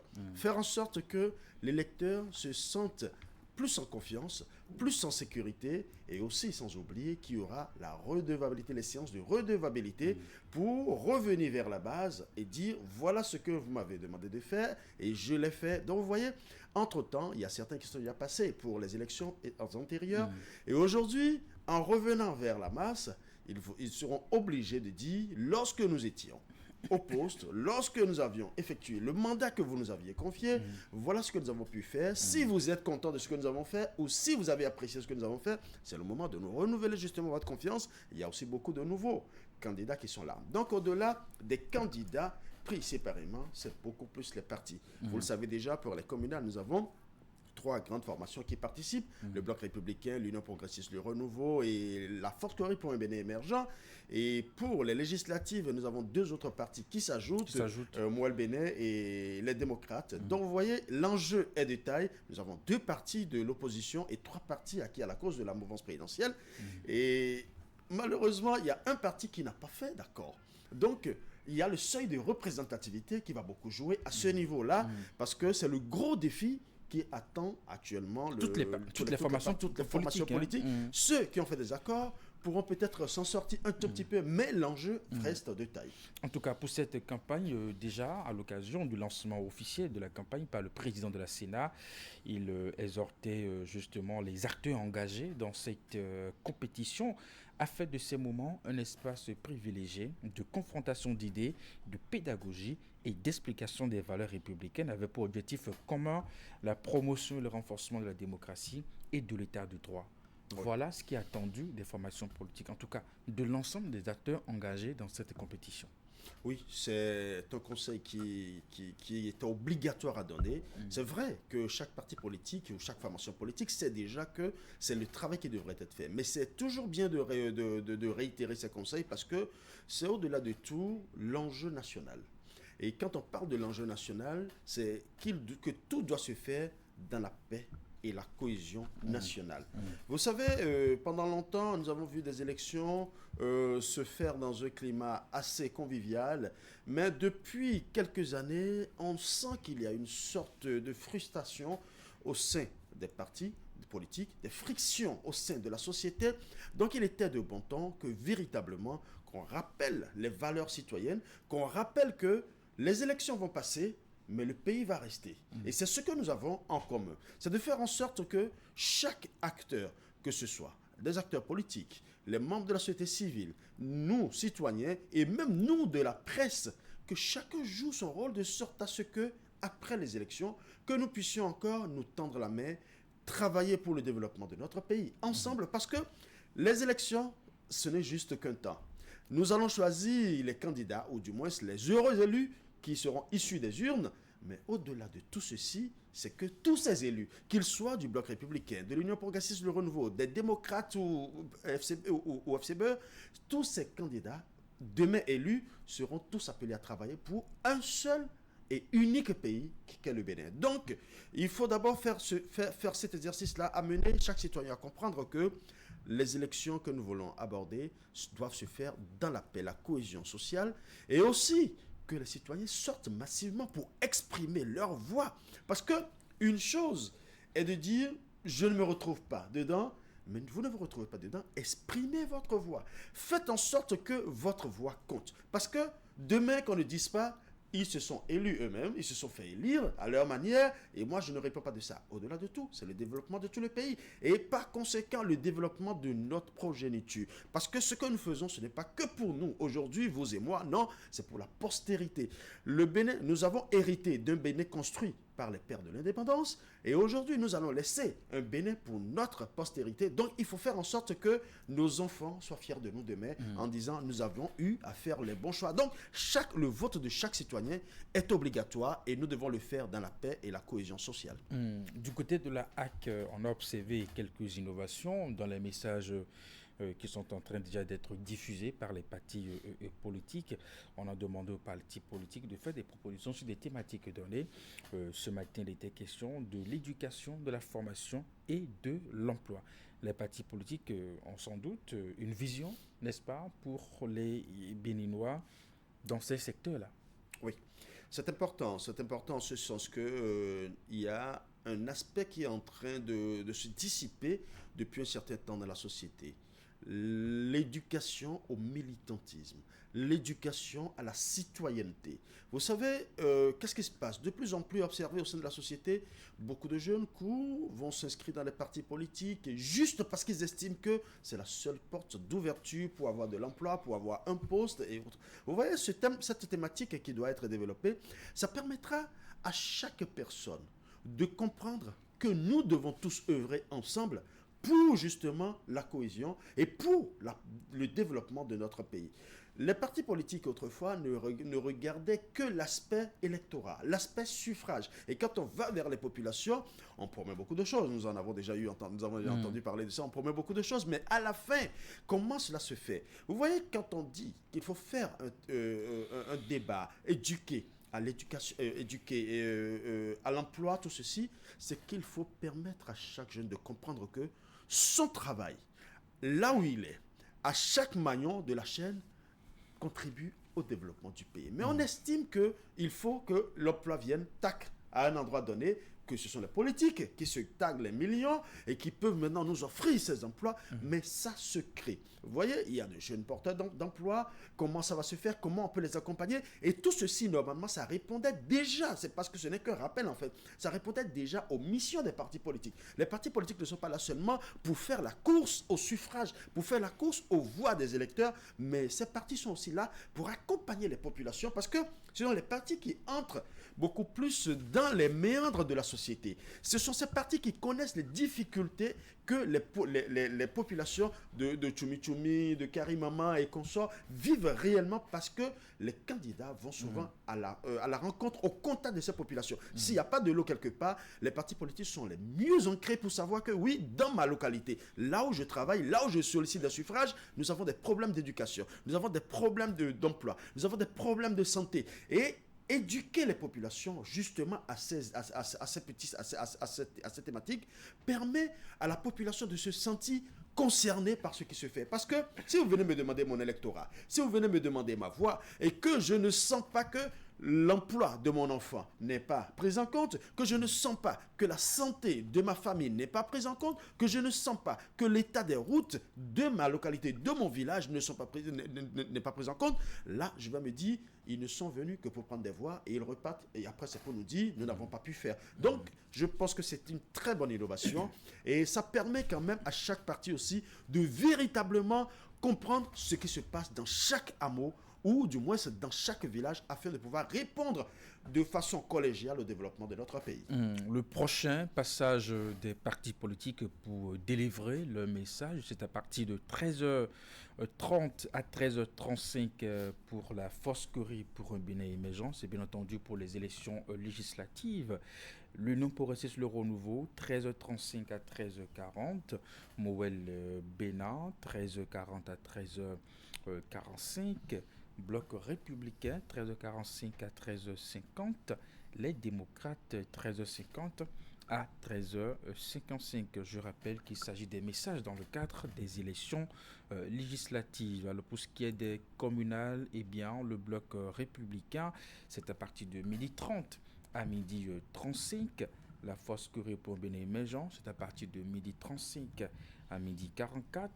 L'Union progressiste Le Renouveau, à partir de 12h44 à 12h45. Une répartition équitable entre les formations politiques. Chaque parti dispose du même temps pour adresser son message aux militants. Alors, Ulrich Gaba, qui parle de campagne électorale, parle de stratégie politique. Absolument.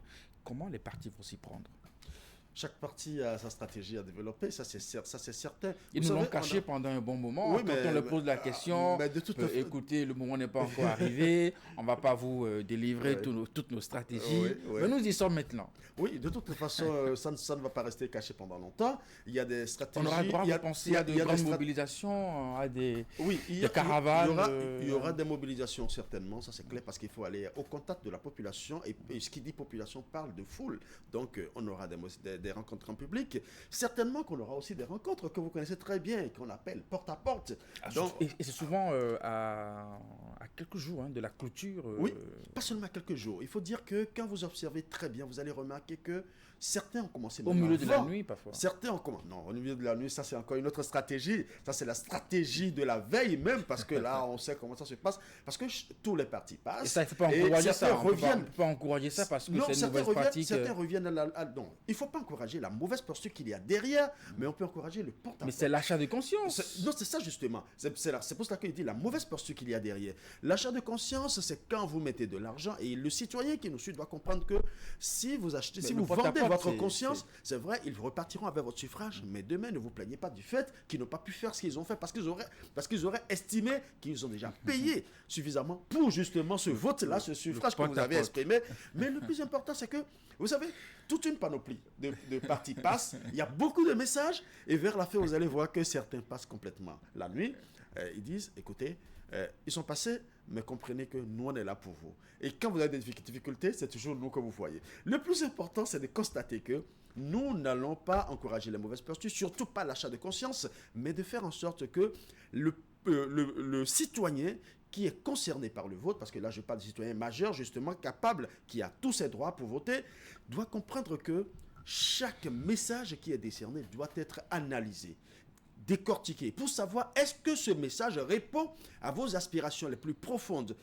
Une chose est plus facile, pensez simplement que oui, c'est mon frère du village, c'est mon frère de la localité, les affinités. C'est vrai que ça a toujours joué dans les élections. Mais est-ce qu'au finish, ce frère du village, cette affinité dont nous parlons, est-ce qu'elle répond à nos aspirations profondes? C'est les questions que nous devons nous poser chacun et dire que quand je pose cet axe, c'est-à-dire je vote, je dois savoir que j'ai donné mon OK, j'ai donné mon quitus pour le développement de ce pays. Et vous avez parlé tout à l'heure d'équité, dans les messages qui passent. C'est vrai que d'habitude, on nous demande, nous, à la presse, de traiter les informations avec beaucoup d'équilibre, mais en période électorale, c'est vrai qu'il y a l'équilibre, mais à l'équilibre, nous allons ajouter l'équité. Pourquoi l'équité? Parce que nous équilibrons l'information comme cela se doit pour qu'il n'y ait pas de faille, mais nous donnons les mêmes chances à tous les partis politiques, sinon à tous les candidats, de sorte à ce qu'on ne dise pas que tel parti, que ce soit de la mouvance ou de l'opposition, a été mieux privilégié ou n'a pas été du tout privilégié pendant la campagne. Donc je pense que c'est le travail de chacun. La presse doit jouer son rôle, le citoyen lambda doit jouer son rôle, le citoyen qui va voter, bien évidemment, et nous, les partis politiques aussi doivent jouer leur rôle. Et nous comptons aussi sur les veilleurs de conscience qui vont aussi également observer ces élections et aider les populations à véritablement décortiquer tout ce qui va se vivre pendant cette campagne. Le plus important, c'est que cette campagne se passe sans heurts. Allez, on va finir avec une dernière question, Ulrich Gaba. Du côté de nos concitoyens, selon vous, quelles sont les attentes? Les attentes aujourd'hui, vous avez compris que le Bénin a amorcé une nouvelle approche dans son développement. Et le citoyen, aujourd'hui, voit beaucoup plus loin qu'avant. Autrefois, ce n'était que des t-shirts, des gadgets, vous connaissez très bien les t-shirts, les casquettes et autres, tout ça. Les billets de banque. À l'effigie, justement, les billets de banque, à l'effigie des candidats, tout ceci, on l'a connu. Mais de plus en plus, vous allez remarquer que pendant les mobilisations, les rencontres du public, on reçoit des questions assez pertinentes. Et là, ça prouve la maturité du peuple béninois. De plus en plus, des gens disent clairement, bon, depuis que nous avons tel problème, nous n'avons vu personne. Qu'est-ce que vous pensez de telle route ? Et ça, c'est des questions de conscience. Et c'est ça, je pense que c'est ce que le public, le citoyen béninois, attend véritablement des différentes formations, des différents états-majors qui vont faire le tour des villes, le tour des campagnes. Et comme vous le savez, il y a ce seuil de représentativité qui oblige aujourd'hui toutes les formations politiques à véritablement mouiller les maillots, à aller dans les grands hameaux ou les hameaux les plus reculés de notre pays, parce qu'il n'est plus question maintenant d'avoir un grand score dans une localité restreinte et espérer avoir une bonne répartition. Vous aurez beau faire un meilleur score au plan national, mais si vous n'avez pas une représentativité au plan national, donc là, vous n'aurez droit à aucun siège. Donc cela veut dire que les populations attendent impatiemment tous les états-majors des partis politiques, tous les candidats, afin d'échanger avec eux et savoir pour qui voter véritablement. Nous attendons aussi impatiemment les états-majors au niveau des médias, parce que qui dit absolument. mouiller le maillot, c'est à la fois la mobilisation des citoyens, mais aussi la communication qui est faite au niveau des médias. Et donc, nous attendons justement que les responsables des partis politiques puissent aussi se rapprocher des médias pour qu'on puisse voir... Oui, surtout ça. Et aussi éviter surtout les messages à tendance discriminatoire, à tendance stigmatisante, régionaliste. C'est ce que nous devons surtout éviter en cette période-là, parce que qu'on le veuille ou non, du nord au sud, de l'est à l'ouest, nous avons un même pays en commun, le Bénin. Et le Bénin n'appartient pas aux opposants, n'appartient pas aux mouvanciers. Le Bénin appartient à nous tous citoyens. Nous devons contribuer justement à ce que ces élections, cette campagne électorale se déroule dans la paix et surtout la cohésion sociale. Merci à vous, Ulrich Gaba. Nous souhaitons une très bonne campagne électorale à toutes les formations politiques. C'est la fin de ce numéro d'Actu Matin. Juste après, annoncer la revue de presse à 10h, la rediffusion de votre émission L'Info continue à 13h. Vous avez rendez-vous avec le service de l'information. Merci d'avoir été des nôtres. Merci de votre fidélité. Je vous souhaite une très bonne journée, un très bon week-end.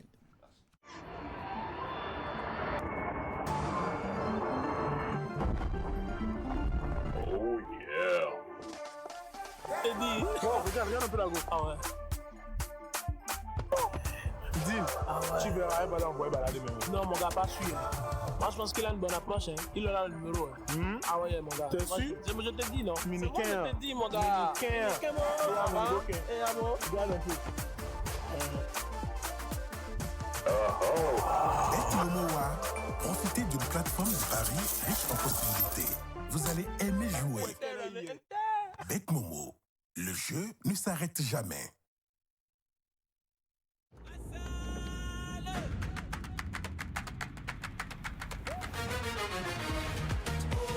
Canal 3 Bénin aux couleurs de la Coupe d'Afrique des Nations de football dans son édition 2025.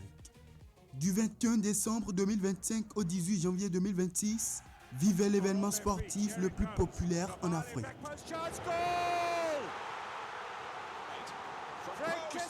Ce sera un plateau quotidien baptisé Cannes Royal Maroc 2021. Au menu, reportages, interviews, analyses, commentaires avec nos journalistes et leurs consultants. Il y aura aussi des directs avec nos envoyés spéciaux au Maroc. Cannes Royal Maroc 2025, nous vous emmènerons au cœur de l'épreuve reine de la Confédération africaine de football. Prenez le rendez-vous tous les jours à partir de 10h.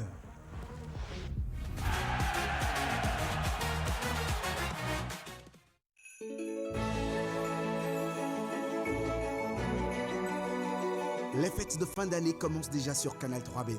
Du 20 novembre 2025 au 20 janvier 2026, c'est l'opération 2 = 3. Sur toute prestation, obtenez un bonus après 2 commandes. Pour plus de précision, rapprochez-vous du service commercial. Avec le Canal 3 Bénin, passez d'agréables moments de fête de fin d'année.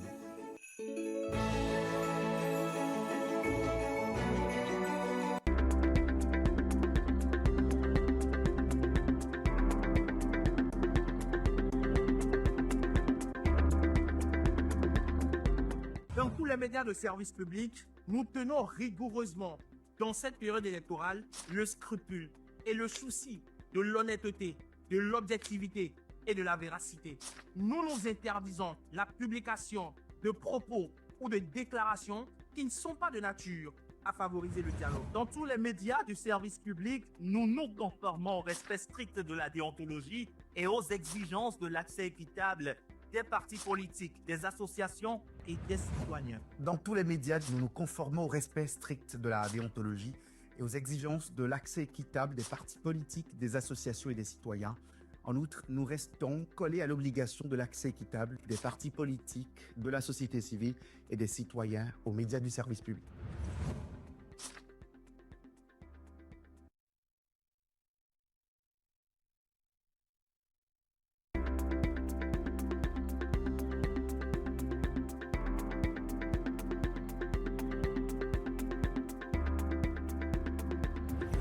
Sur le plateau, les débats reposent sur le respect mutuel et la neutralité. Nous veillons à ce que les échanges restent axés sur les projets et les idées. Pas d'attaques personnelles et de discours de haine.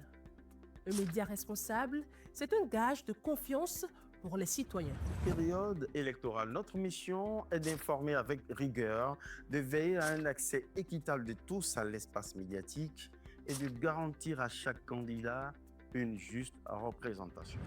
Un débat responsable, c'est la promesse d'élections apaisées.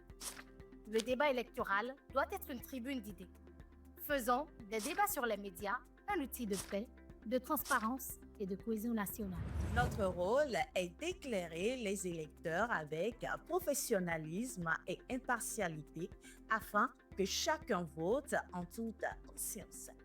Donner la parole à tous dans l'équité et la responsabilité. Voilà le sens de notre engagement en période électorale.